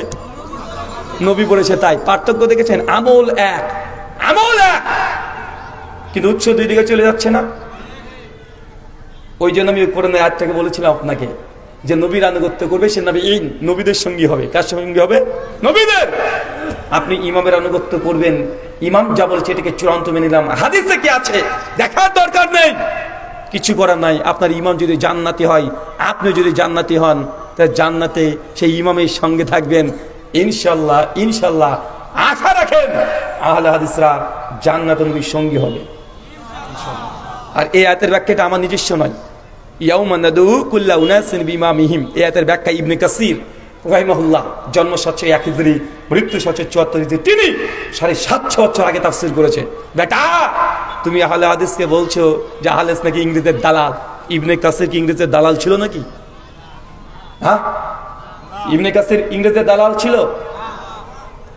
সূরা বানী ইসরাঈল ৭১ নম্বর আয়াতের তাফসীর করতে গিয়ে ইমাজ উদ্দিন ইবনে কাসির রাহিমাহুল্লাহ তিনি বলছেন, এই আয়াতের ব্যাখ্যা করতে গিয়ে শারফি আসহাবিল হাদিস, এই আয়াতের মধ্যে আহলে হাদিসদের শারফ, মাকাম, মর্যাদা আল্লাহ সুবহানাহু উঁচু করে দিয়েছে। কেন? লিয়ান্না ইমামিহিম নবী সাল্লাল্লাহু আলাইহি ওয়াসাল্লাম। কেন দুনিয়াতে আহলে হাদিসরা কোন উম্মতিকে নেতা মানে না, তাদের একটাই নেতা, তার নাম মুহাম্মদ সাল্লাল্লাহু আলাইহি সাল্লাম। যাই জিজ্ঞাসা করবেন এমন কেন করেন, আমরা বলি না অমুক মাযহাবে আছে তাই করি, আমাদের জবাব আমার নবী করেছে তাই করি। তাই ইমাম হিসাবে গ্রহণ কাকে করেছে দুনিয়ায়? কে ইমামে আজম? ইমামে আজম মুহাম্মদ সাল্লাল্লাহু আলাইহি সাল্লাম। শুধু ওই মানুষ জাতির নয়, সমস্ত নবীদেরও ইমাম। সমস্ত নবীদের ইমাম না ভাই, নবীদের ইমাম না। আমাকে একজন বলছে, ভাই আপনারা কেন ইমাম মানেন না? আমি বলেছি যে মানি। তো কোন ইমাম? আমি যে ইমাম তো অনেকগুলোই মানি। ইমামে আজম মুহাম্মদ সাল্লাল্লাহু আলাইহি সাল্লাম, ইনি সবচেয়ে বড় ইমাম। সবচেয়ে বড় ইমাম না? বলছে না না, উনি তো নবী। আচ্ছা ঠিক আছে, আরেকজন ইমাম মানি। যদি আমরা এটা বিশ্বাস করি তাকে মানে শুধু জাস্ট বোঝানোর জন্য যে আমি আর একজন ইমামকে মানি, সেটা হচ্ছে ইমাম হাসান, ইমাম হুসাইন। যদি আমরা এই শব্দ বলি না, ওই যে তোমার ইমামের নাম বলো, ওর ইমামের নাম বলেছে, চার মাঝের চার ইমামের নাম বলে দিয়েছে যে আমার ইমামের নাম ইমাম হাসান ও হোসেন। বলো তোমার ইমাম বড় না আমার ইমাম বড়? বলছে তোমরা পীর মানো না। আচ্ছা পীর তো আমি মানি। আলী বিন আবি তালেব আমার পীর। নিয়ে আসো তোমার পীরকে গোটা বিশ্বের। বুঝতে পারলেন না? চার মাযহাবের তুমি ইমামদেরকে সঙ্গে চার খলিফার সঙ্গে তুলনা করতে এসো না, বিপদে পড়ে যাবে। তাই এই মিথ্যা অভিযোগগুলো থেকে দূরে থাকতে হবে যে আহলে হাদিসরা এটা মানে না ওটা মানে না। জি আলহামদুলিল্লাহ, আমরা আহলে হাদিসরা প্রথম থেকে শেষ পর্যন্ত সবার ফাহাম বুঝগুলোকে আমরা মানি। তার জন্য আহলে হাদিস আমরা সবসময় একটাই দাবি করি যে মানহাজুস সালাফ, সালাফদের বুঝ অনুযায়ী আমরা কোরআন হাদিস বুঝি, কিন্তু একটা জায়গার গোলামিত্ব আমরা করি না। চলেন তো উদাহরণ দিয়ে বুঝতে পারবেন। একটা মাসালা বলি, ভাই কষ্ট হচ্ছে। ইমাম আবু হানিফা রাহিমাহুল্লাহর ফতোয়া, আপনি ওযু করেছেন, ধরেন চাচা ওযু করেছে, ওযু করার পরে স্ত্রীর গায়ে হাত লেগে গেছে স্বাভাবিকভাবে বা যৌনতাযুক্ত ভাবেই হাত লেগে গেছে, কিন্তু মানি বা বীর্য কিছু বের হয়নি, তাহলে ওযু ভঙ্গ হবে না। কি হবে না? এটা কাদের ফতোয়া? ইমাম আবু হানিফা রাহিমাহুল্লাহর ফতোয়া। বাদাউস সানায়ের প্রথম খণ্ড 28 পৃষ্ঠা কিতাব তাহারাতে আসছে। আলহামদুলিল্লাহ, এই ফতোয়ার সঙ্গে আহলে হাদিসরা একমত। কিন্তু শাফি মাযহাবের ফতোয়া, ইমাম শাফি বলছেন যদি আপনি ওযু করেন, যৌনতা থাক চাই না থাক, স্বাভাবিকভাবে হোক আর যৌনতা যুক্ত শরীর নিয়ে হোক বা মন নিয়ে হোক, স্ত্রীকে টাচ করলেই ওযু শেষ। আমি প্রশ্ন করেছিলাম ওই শাফি ভাইকে, আপনাদের বাংলাদেশে শাফি নেই, আমাদের ভারতে আলহামদুলিল্লাহ কেরালাতে অনেক শাফি মাযহাবের মানুষ আছে, অনেক আছে। তো বলেছিলাম কি ব্যাপার, তোমাদের শরীরের চামড়া কি দিয়ে তৈরি? কেন? তোমার স্ত্রীর চামড়াটা বা কি দিয়ে তৈরি? যে তোমরা যদি তোমাদের শাফি মাযহাবের মেয়ের যদি গায়ে যদি টাচ করে যায় তোমাদের ওযু ভেঙে যায়, হানাফিদের ভাঙে না। এর বৈজ্ঞানিক কারণই বা কি? যৌক্তিক কারণ বা কি? বা কোরআন থেকে বা এর কারণ কি? এখানে ইমাম শাফি রাহিমাহুল্লাহ তিনি যে দলিল পেশ করেছে যে কোনো ওযু করার পরে যদি মেয়েদের গায়ে হাত থেকে যায় তাহলে ওযু ভেঙে যাবে, ভাই বলেন তো ফতোয়া সঠিক না ভুল? তো চার মাঝে হক, যে হ্যাঁ চার মাঝে হক বলে না। আবার এই ফতোয়াকে হানাফি ভাইয়েরা তাদের বিভিন্ন ফিকহের গ্রন্থে মানে কলম খুঁচিয়ে ভুল প্রমাণ চেষ্টা করে, কিন্তু মুখে বলছে চার মাযহাব হক। কিন্তু আমরা এই মাসালায় কার পক্ষে আছি? কার পক্ষে? ইমাম আবু হানিফা রাহিমাহুল্লাহ তার যে দলিল, আলহামদুলিল্লাহ একদম বুখারী মুসলিমের দলিল, ইমাম আবু হানিফা রাহিমাহুল্লাহর পক্ষ থেকে যে দলিলগুলো পেশ করা হয়েছে, সেই বুখারী 147 নম্বর হাদিস, আল্লাহ নবী তাহাজ্জুদে নামাজ পড়ছিলেন, আমাদের আয়েশার পা কিবলার দিকে মুখ করা ছিল, আল্লাহ নবীর সঙ্গে সঙ্গে পাটাকে সরিয়ে ওখানে সিজদা করলেন। এই তো নবী তার স্ত্রীকে গায়ে টাচ করেছে নামাজরত অবস্থায়, নবীর তো নামাজ ভাঙেনি, নবীর তো ওযু ভাঙেনি। ইমাম আবু হানিফা এটাকেই দলিল বানিয়েছে, দলিল বানিয়ে বলেছেন যদি কামহীন ভাবে স্ত্রী গায়ে যদি স্পর্শ হয়ে যায় ওযু ভাঙবে না।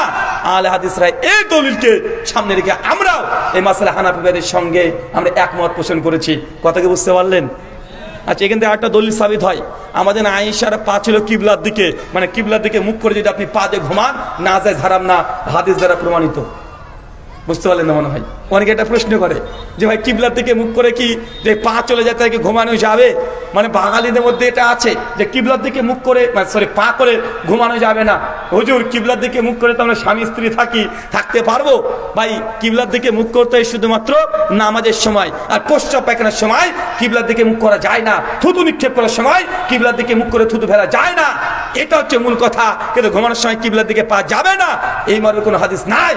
আম্মা জান আয়েশার এই হাদিস থেকে প্রমাণিত, আমাদের আয়েশা রাদিয়াল্লাহু তাআলা না পা থাকতো সবসময় কিবলার দিকে, পাটাকে সরিয়ে তিনি ওখানে সিজদা দিতেন। কথা কি ভেজাল আছে না? কি জানে বলে তাহেরি, হ্যাঁ কি একটা শব্দ বলেন না, ও কথা কি ক্লিয়ার না ভেজাল আছে? মানে এটাই তো বলে।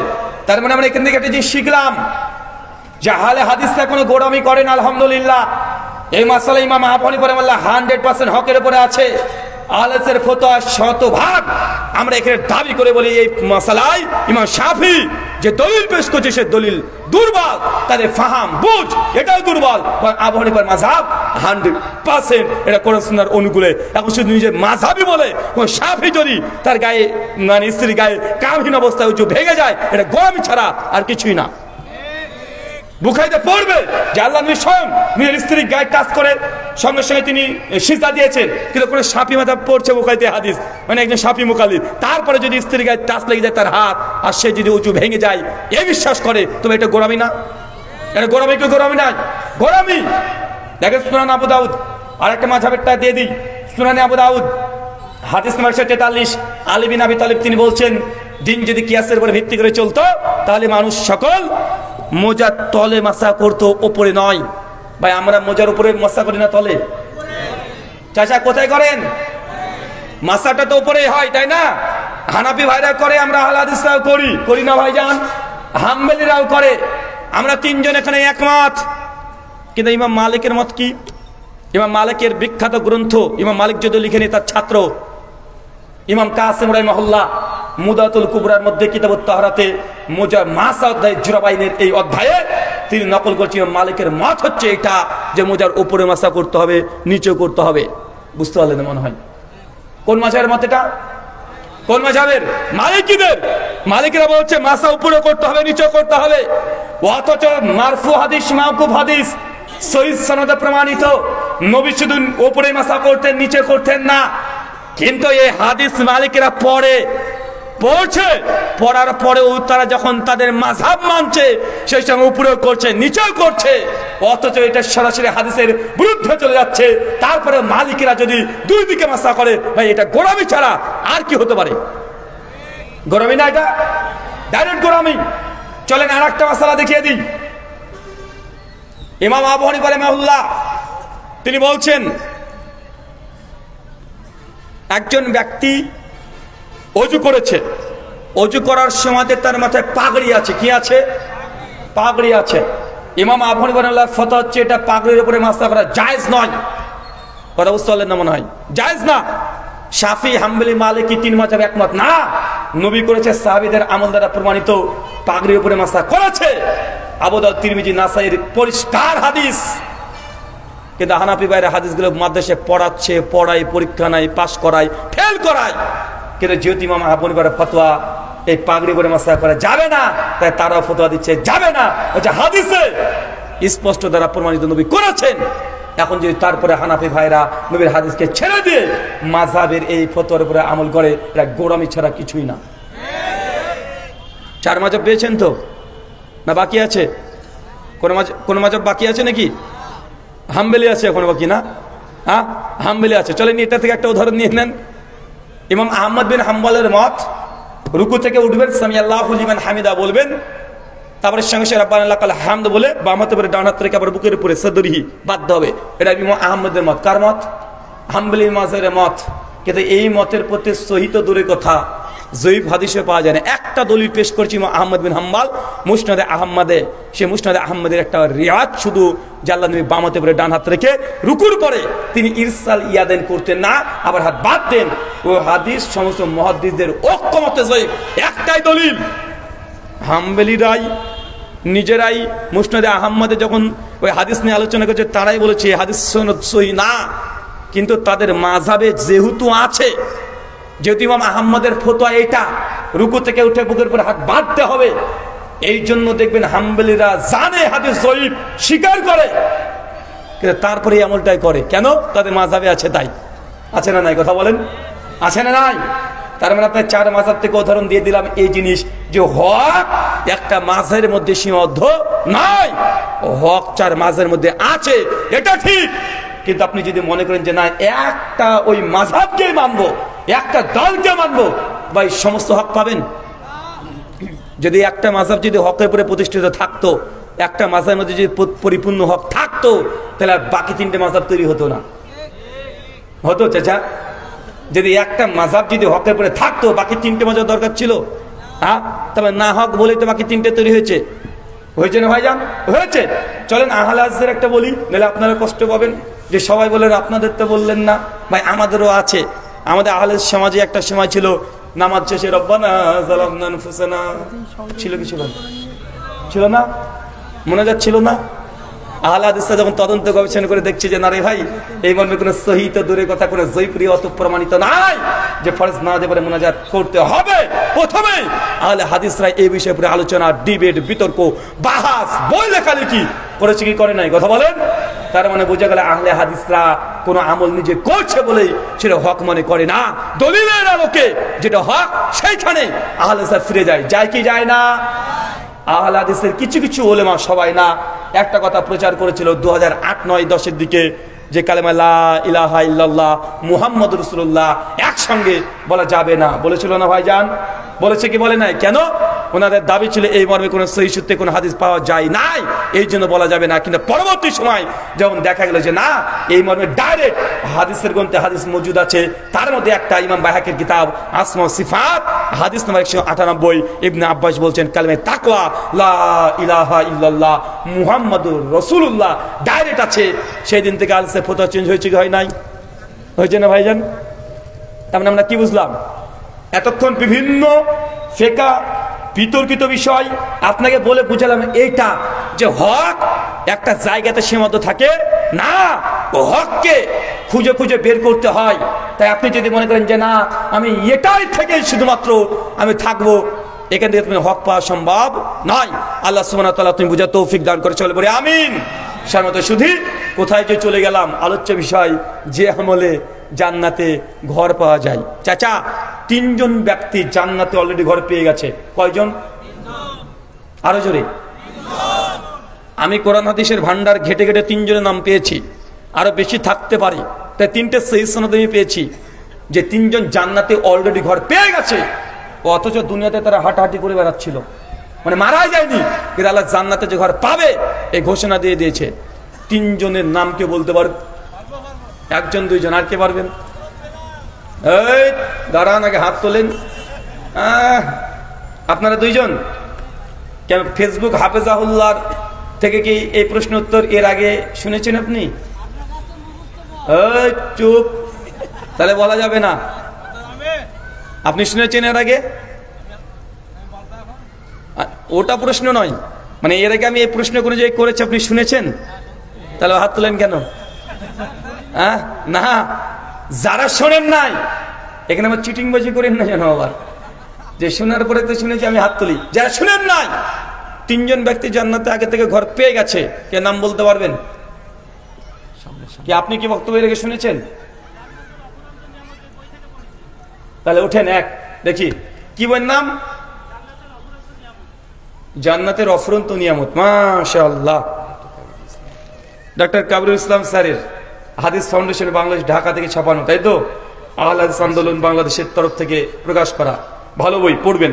যাই হোক, বলেন তো নাম। এক ফেরাউনের স্ত্রী আসিয়া, আম্মা খাদিজা রাদিয়াল্লাহু আনহা, এই গেল, সবই তো বলে দিবে মনে হচ্ছে। আর ওমর বিন খাত্তাব, ঠিক বলেছে চাচা? ঠিক বলেছে। বিলালের নাম বলেনি যে?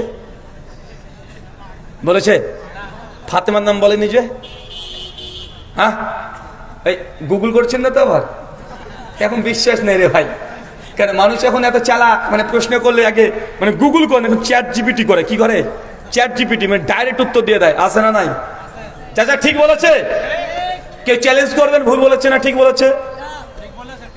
ঠিক বলেছে, মাশাআল্লাহ। বসেন, আলহামদুলিল্লাহ। ওনার উত্তর একদম 100% সঠিক হয়েছে। কারণ সাধারণত এই উত্তরটা আমি যত জায়গাতে জিজ্ঞাসা করেছি সহজে কেউ বলতে পারেনি। উনি পড়েছেন আলহামদুলিল্লাহ, ডাইরেক্ট অ্যান্সার করে দিয়েছে। চাচা, 3 জন ব্যক্তি জান্নাতে ঘর পেয়ে গেছে অলরেডি, 3 জনের নাম বলেছে। এবার আপনারা বলতে পারবেন, আপনারা কিন্তু শুনেছেন। দেখি এবার, হ্যাঁ কি বলছে? ও কান পর্যন্ত যায়নি, আলহামদুলিল্লাহ। দেখি আরেকজনকে, আপনি আবার বলবেন কেন? ঘুরে ফিরে উনি হাত তুলছেন, আপনাকে আলাদা প্রশ্ন করবো, দাঁড়ান। একে নোট করে রাখলাম, নাই দাঁড়ান, আপনাকে প্রশ্ন করবো। পেছন থেকে কেউ বলতে পারবেন 3 জন জান্নাতে ঘর পেয়ে গেছে অলরেডি? অলরেডি একজন বলেও দিয়েছে পেছন থেকে। চাচা, যাদের বয়স 50 পার, কে বলতে পারবেন? আবার কে বলেছে? আপনি আপনি তো পাশে ছিলেন না? 50-এর উপরে কে আছে? তোমার বয়স 50 হয়েছে? হয়নি? তাহলে একটু পরে 50-এর উপরে যাদের, উঠে দাঁড়ান। কে দেখতে পাই না কেন? কই চাচা? মাশাআল্লাহ, কতদূর? চাচা চলে আসেন। আচ্ছা, মাশাআল্লাহ। চাচা বয়স কত? 72। মাশাআল্লাহ। মানে সুনান তিরমিজি হাদিস 60 থেকে 70 বছর গড় আয়ু। আল্লাহ সুবহানাহু ওয়া তাআলা চাচাকে 2 বছর হায়াতে বরকত দিয়ে আল্লাহ বাকি জীবন যতদিন বাঁচবে তার পেছনে সমস্ত গুনাহ তুই ক্ষমা করে দে, বলে পড়ি আমিন। ফেরাউনের স্ত্রী আছে এক, কি নাম বললো? খাদিজাতুল কুবরা রাদিয়াল্লাহু আনহা, মাশাআল্লাহ 3। ওমর বিন খাত্তাব, মাশাআল্লাহ 72 বছরের মানুষটাকে দেখেছেন? বুক টান করে দাঁড়িয়ে আছে, মনে হচ্ছে 2-4 জনকে এখন মেরে এখানে 60 করে শুয়ে দেবে। আর এখনকার যুবকগুলোকে দেখেন, 26 বছর বয়স হয়নি, মনে হচ্ছে মাজা ভেঙে গেছে এখনই। দেখেন সেকেন্ড, সব চিংড়ি খাওয়া ফিগার। আল্লাহ সুবহানাহু ওয়া তাআলা চাচাকে কবুল করুক, আমিন। সমাজে শুধু তার মানে আমরা বুঝতে পারলাম 3 জন ব্যক্তি জান্নাত আগে থেকে ঘর পেয়ে গেছে। 1 আসিয়া, 2 খাদিজাতুল কুবরা, 3 ওমর বিন খাত্তাব। মনে থাকবে ইনশাআল্লাহ। চলেন 3 জনের ব্যাপারে সংক্ষিপ্ত হয়ে জেনে আসি। মুসনাদে আবি আলা হাদিস না 6111, আল্লাহ নবী আলাইহিস সালাম বলছেন, আসিয়া যখন নবী মুসা আলাইহিস সালামের দ্বীন ইসলামকে গ্রহণ করে নিলেন, যখন গ্রহণ করেছে মুসার দ্বীনকে, ইসলামকে, ফেরাউন সঙ্গে খবর পেয়েছে যে তার স্ত্রী মুসা নবীর আনিত দ্বীন গ্রহণ করে নিয়েছে। ফেরাউনের সঙ্গে সঙ্গে নিজের স্ত্রীকে জেলখানায় বন্দি রেখে প্রতিদিন সকালবেলায় সন্ধ্যাবেলায় 100 200 করে বেত্রাঘাত পিটিয়ে তাকে প্রতিদিন 200 বেত্রাঘাত তাকে পেটাতো। আসিয়া বারবার আল্লাহ করতেন, আল্লাহ এই দুনিয়ার রাজপ্রাসাদ ফেরাউনের দরকার নেই, এই অট্টালিকা আমার প্রয়োজন নেই, তুমি তোমার কাছে জান্নাতে একটা ঘর নির্মাণ করো, তোমার ঘরের আমি কাঙাল। সূরা তাহরিম 66 আয়াত নম্বর 11 আল্লাহ জানাচ্ছেন যে আসিয়া তার এই দোয়া, সেই দিন যে দোয়া করেছিল আল্লাহ সেই দোয়াটাকে কবুল করেছেন, তাকে জান্নাতে আল্লাহ সুবহানাহু ওয়া তাআলা আগে থেকেই ঘর দিয়ে দিয়েছেন। চাচা বলেন তো, আসিয়া কি এমন আমল করলো যে জান্নাতে ঘর পেয়ে গেল? জি, কি করেছে? উনি তো ইসলাম ঈমান এনেছে, ঈমান তো আপনারা আছে আমারও আছে, কনফার্ম আমরা জান্নাতে ঘর পাবো। কথা বলেন। জি, কিসের পক্ষে যায়নি? শিরকের পক্ষে তো আমিও যাচ্ছি না, আপনিও যাচ্ছি না। লাখ লাখ সাহাবী শিরকের পক্ষে যায় নাই, তো তারা কি আগে জান্নাতে ঘর পাবে সে সংবাদ পেয়েছে? সমস্ত সাহাবীরা জান্নাতে যাবে ইনশাআল্লাহ, কোনো সমস্যা নেই। বদরের সাহাবী সবাই জান্নাতি, মুহাজির আনসার যারা আছে তারা জান্নাতি। আল্লাহ তাআলা রাজি খুশি হয়ে গেছেন সূরা তাওবা আয়াত নম্বর 100-তে। দলিল একদম, অনেকে মনে করে জান্নাতি মাত্র 10 জন সাহাবী, শুধু আশারে মুবাশশারা 10 জন সাহাবী তারা জান্নাতি, তাই মনে করে যে জান্নাতের সার্টিফিকেট পেয়েছে। এই কথা সঠিক নয়। আল্লাহ নবী এক মজলিসে 10 জনকে জান্নাতের সুসংবাদ দিয়েছে, তার জন্য বলা হয় তারা আশারে মুবাশশারা এক মজলিসে 10 জনের জান্নাতের সার্টিফিকেট পেয়েছে। এছাড়া অনেকে জান্নাতের সার্টিফিকেট পেয়েছে। বদরের সাহাবী জান্নাতের সার্টিফিকেট পায় নাই, মুহাজির আনসার সাহাবীরা আল্লাহ তাআলা রাজি খুশি হয়ে গেছে, তারা জান্নাতে যাবে। উহুদের সাহাবী যারা শহীদ হয়েছে প্রায় 70 জন সাহাবী, তারাও জান্নাতে যাবে। এরকম অনেকে আছে আলাদা আলাদা, হাসানের নাম এসেছে, হোসেনের নাম এসেছে, ফাতেমার নাম এসেছে, আসে না নাই? আছে। তার মানে এক একজনের মাকাম জান্নাতে এক এক রকমের। ফাতেমা নারীদের সর্দার হবে, আবু বকর তিনি জান্নাতে বৃদ্ধদের সর্দার হবে। এমন এক ঘটনা পাওয়া যায়, বিলাল বিন রাবাহ তিনি জান্নাতে ঘুরে বেড়াচ্ছিলেন, জান্নাতের সামনে দিয়ে তিনি ঘুরে বেড়াচ্ছিলেন, নবীর পায়ের আওয়াজ পেয়েছে।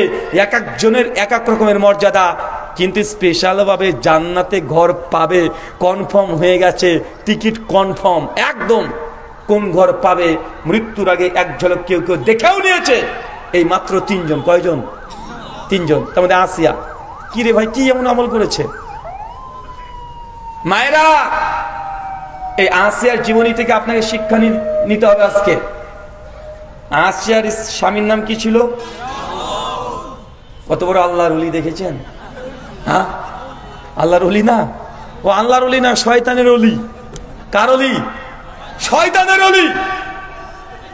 আসিয়া যদি এই ফিরাউনের মতো স্বামীর সঙ্গে জীবনে সংসার করতে পারে, আপনি আপনার স্বামীর সঙ্গে সংসার করছেন মাত্র 5 বছর, কত অভিযোগ মায়েরা, কত অভিযোগ। একটু 19-20 হয়ে গেলে আপনি বলছেন যে তোমার সঙ্গে 10 বছর ধরে 20 বছর ধরে সংসার করছি, জীবনে তুমি আমাকে শান্তিতে রাখলা না। আছে না নাই? মায়েরা, আপনার কাছে প্রশ্ন, আপনার স্বামী কত বড় খারাপ? ফেরাউনের চাইতেও খারাপ। ফেরাউন প্রত্যেকদিন তার স্ত্রীকে 100-200 করে বেত্রায় হাত মারতেন, আপনার স্বামী আপনাকে 200 খানা মারে। তো আপনি এত অভিযোগ, স্বামীর বিরুদ্ধে সবসময় অভিযোগ। তার জন্য বলেছি আপনার স্বামীকে ফেরাউনের চাইতেও খারাপ। আসিয়া যদি ফেরাউনের ঘরে সংসার করতে পারে, আপনি তো সৌভাগ্যবান। আমি জানি ওই স্বামী আছে, এরাও বদ পাকা খাটাস আছে না, না এরাও আছে জানি। তারপরে মায়েদেরকে বলবো একটু সবর, একটু ধৈর্য ধারণ করেন। এই স্বামীর সংসার কত বছর করবেন? কত বছর করবেন? 20 বছর, 25 বছর? 25 বছর যদি কষ্ট করেন, কনফার্ম জান্নাতে যদি আপনার ঘর হয়ে যায়, আপনার আর কি দরকার আছে? কথা মনে বোঝা গেল না? দুনিয়া যদি 25টা বছর কষ্ট করতে পারেন, আপনি শুধু একটা মানে বড় ডাক্তার হবেন, বড় ইঞ্জিনিয়ার হবেন, বড় একজন ব্যবসায়িক হবেন, তার জন্য সে যে ক্লাস যখন বয়স আপনার 5, তখন আপনি স্কুলে ভর্তি হয়েছেন। 5 বছর বয়সে, 30 বছর বয়সে আপনি চাকরি পাচ্ছেন, আছে না নাই? 25 বছর ধরে পড়াশোনা, দুনিয়ার মাত্র 50-60-1 লক্ষ টাকা বেতন পাওয়ার জন্য 25 বছর স্ট্রাগল, দিন রাত 24 ঘন্টা পড়াশোনা করছেন। তো জান্নাতে ঘর পাবেন, তো 10-20 বছর পরিশ্রম করা যাবে না? কষ্ট করা যাবে না? সবর করা যাবে না? করেন, ইনশাআল্লাহ জান্নাতে ঘর আপনি পাবেন। মায়েদেরকে বলি ধৈর্য, সবর এটা বেশি বেশি বাড়াতে হবে। মেয়েদের একটা কমন ডায়লগ যে আমি বলে তোমার সংসার করে গেলাম, অন্য করে মেয়ে যদি হতো না, কবে তোমার কাছ থেকে ত্যাগ করে চলে যেত? বলে কি বলে না? আচ্ছা, কার বউ বলেন একটু হাত তোলেন তো। হ্যাঁ, মানে এই কথা শুনেননি কে? যে তোমার মানে আমি বলে তোমার সংসার করে গেলাম, অন্য কোনো মেয়ে হলে না জীবনে তোমার সংসার করতে পারতো না। আমি একদিন আলোচনা করছি প্রশ্নোত্তর পর্বে, আমার যে প্রশ্ন এসেছে, হুজুর আমার স্ত্রী না হলে আমাকে কমপক্ষে 20 বারের ওপরে এই জীবনে, মানে মাঝে মধ্যে বলে একটু ঝামেলা হলেই, যে আমি বলে তোমার সংসার করে গেলাম, অন্য কোনো মেয়ে হলে না সংসার করতে পারতো না। তো বারবার আমার স্ত্রী আমাকে বলে, এখন কি করবো বলেন তো, এই স্ত্রীকে তালাক দেওয়া জায়েজ হবে? উনি প্রশ্ন করেছেন, আমি পরামর্শ দিয়ে বলেছি ভাই জানি এরকম যদি করে, স্ত্রী যখন এই কথা বলবে কানে কানে গিয়ে বলবেন যে একটা চান্স নিয়ে দেখবো নাকি। তোমার চ্যালেঞ্জ বারবার শুনছি যে তুমি বলে সংসার করলে অন্য কোনো মেয়ে আমার সঙ্গে সংসার করতে পারবে না, তো সমস্যা না একটা করে দেখি। তুমি দেখো পাশে ঘর থেকে দেখবা, তোমাকে তালাক দেবো না, তুমিও থাকো, তুমি দেখো তার একটা মেয়ের সঙ্গে আমি সংসার করতে পারছি কি পাচ্ছি না, চান্স দিয়ে দেখো। এই কথা বললেই দেখবেন জীবনে আর এই কথা আপনাকে বলবে না যে তুই আমি বলে তুই সংসার করে গেলাম, বলে একবার অফার দাও না আমাকে, একবার দিয়ে দেখো আমি একটা প্রমাণ করতে পারি কি পারি না, দেখবেন জীবনে দেবে না। তাই মায়েদেরকে বলি 20 বছরের জীবন, এত অভিযোগ প্রয়োজন নেই, সবর ধৈর্য ধারণ করেন। চলেন একটা সবরের নমুনা আপনাকে দেখাই। সেই মুসলিম 3006 নম্বর হাদিস, রুমাইসা নাম শুনেছেন? রুমাইসা নাম শোনা নাই? সে বুখারীর হাদিস, আল্লাহ নবী যখন মেরাজে গিয়েছিলেন, জান্নাতের সামনে দেখছে একটা মেয়ে হেঁটে হেঁটে ঘুরে বেড়াচ্ছে, জান্নাতে ঘুরে বেড়াচ্ছে একটা নারী। আমরা হুজুরদের মুখে তো অনেক শুনেছি, নবী যখন মেরাজে গেলেন দেখলেন জাহান্নামে শুধু নারী আর নারী, জাহান্নামে নারী দিয়ে পূর্ণ। জি, হাদিস শুনেছি। কিন্তু আল্লাহ নবী যখন জান্নাতের সামনে দিয়ে হেঁটে যাচ্ছেন, যে জান্নাতে একটা নারী, একটা মেয়ে মানুষ ঘুরে বেড়াচ্ছে, আল্লাহ নবী ভালো করে তাকিয়ে দেখছে, এটা অন্য কেউ না, এটা হচ্ছে আনাস বিন মালিকের মা রুমাইসা। কি নাম? আনাস বিন মালিকের মা রুমাইসা। তার স্বামীর নাম হচ্ছে আবু তালহা। তার স্টোরি, ঘটনা বুখারী মুসলিমে একাধিক জায়গাতে নকল করা হয়েছে। কি এমন আমল করেছে যে আগে থেকেই মৃত্যুবরণ করেনি, অথচ জান্নাতে ঘুরে বেড়াচ্ছে। মানে বুঝতে পারলেন না মনে হয় যে কত যে সৌভাগ্যবান এরা, যে এখনো মারাই যায়নি। নবী মেরাজে গিয়ে দেখছে যে রুমাইসা ঘুরে বেড়াচ্ছে জান্নাতে। চিন্তা করতে পারছেন আমল কি? খুব বেশি আমল নাই মায়েরা, খুব বেশি আমল নাই। সে মুসলিমের যে রেওয়াজগুলো প্রমাণিত আসছে যে রুমাইসা রাদিয়াল্লাহু আনহা, আবু তালহা তার স্বামীর নাম। আবু তালহার সঙ্গে যখন রুমাইসা যখন বিবাহ হয়ে গেছে, আবু তালহা একদিন তার বাড়িতে তার অসুস্থ সন্তানকে থুয়ে আল্লাহ নবীর সঙ্গে যুদ্ধ জিহাদে তিনি অংশগ্রহণ করেছে বা বিজনেসের কাছে বাইরে গিয়েছে। দুটো রেওয়াতে আসছে। যখন দীর্ঘ 1.5 মাস পরে আবু তালহা নিজের বাড়িতে ফিরবেন, সেই দিন আগে থেকে জানিয়ে দেওয়া হয়েছে যে কাফেলা গিয়েছিল ব্যবসার উদ্দেশ্যে বা জিহাদের উদ্দেশ্যে, তারা আজকে রাত্রিবেলাতে ফিরে আসছে। যখন রুমাইসা খবর পেয়েছে যে তার স্বামী আজকে বাড়িতে ফিরবে, কিছুক্ষণ পরে তার সে অসুস্থ সন্তান সেই দিনেই মারা যায়। সেই দিনে মারা গেছে। রুমাইসার সঙ্গে সঙ্গে তার প্রতিবেশী সবাইকে বলে বেড়াচ্ছে, খবরদার, আমার স্বামী 1.5 মাস পরে বাড়িতে ফিরে আসছে, আমার স্বামী তার সন্তান যে মারা গেছে, কেউ জানাবে না তাকে। আমি যতক্ষণ না জানাচ্ছি আমার স্বামীকে, ততক্ষণ কেউ জানাবে না। রুমাইসার সঙ্গে সঙ্গে নিজের সন্তানকে সুন্দর করে কাপড় দিয়ে মুড়িয়ে বিছানায় একটা কোণাতে তাকে সুন্দর করে শার্ট করে শুয়ে দিয়ে রেখে দিয়েছে। রাত্রি হয়েছে, আবু তালহা বাড়িতে ফিরছেন, তাকে অজুর পানি দিয়েছে, অজু করেছে, সালাত আদায় করেছে, তার সামনে সুন্দর সুন্দর খাবার রুমাইসা তৈরি করেছে, তারপরে সুন্দর করে নিজে সেজেছে। আবু তালহা খাওয়া দাওয়া করে যখন তৃপ্তি চলে এসেছে, বিছানায় গিয়ে শায়িত শুয়ে আছে, রেস্ট করছে। রুমাইসাকে সাজুগুজু করছে, স্বামী এসেছে অনেকদিন পর, সুন্দর করে সেজেছে। সে যে আবু তালহার কাছে গিয়েছে, সারা রাত ধরে স্বামী স্ত্রী অনেক গল্প। কেন বাইরে থেকে যখন কোনো প্রবাসী ভাই যেদিন প্রথম বাড়িতে আসে, স্ত্রীর সঙ্গে সারা গল্প হয় না? সেই দিনটা একটা আলাদা মনে হয় না? তার রুমাইসা জানছে যে আজকে যদি আমার স্বামী মানে আমার সন্তান মারা গেছে কথা বলি, 1.5 মাস পর স্বামী বাড়িতে ফিরছে, তাহলে এই আঘাত সে সহ্য করতে পারবে না। রুমাইসার সঙ্গে সে তার সঙ্গে শায়িত হয়েছে, সারা রাত গল্প।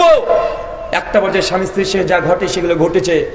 রুমাইসা যখন দেখছেন যে তার স্বামীর মধ্যে আর কোনো ক্লান্তি নেই, ফুরফুরে মেজাজ চলে এসেছে, একদম স্বাভাবিক হয়ে গেছে, রুমাইসা তার স্বামীকে বলছে, আবু তালহা, আপনাকে একটা প্রশ্ন করবো, উত্তর করবেন? জি রুমাইসা, কি প্রশ্ন করবে বলো?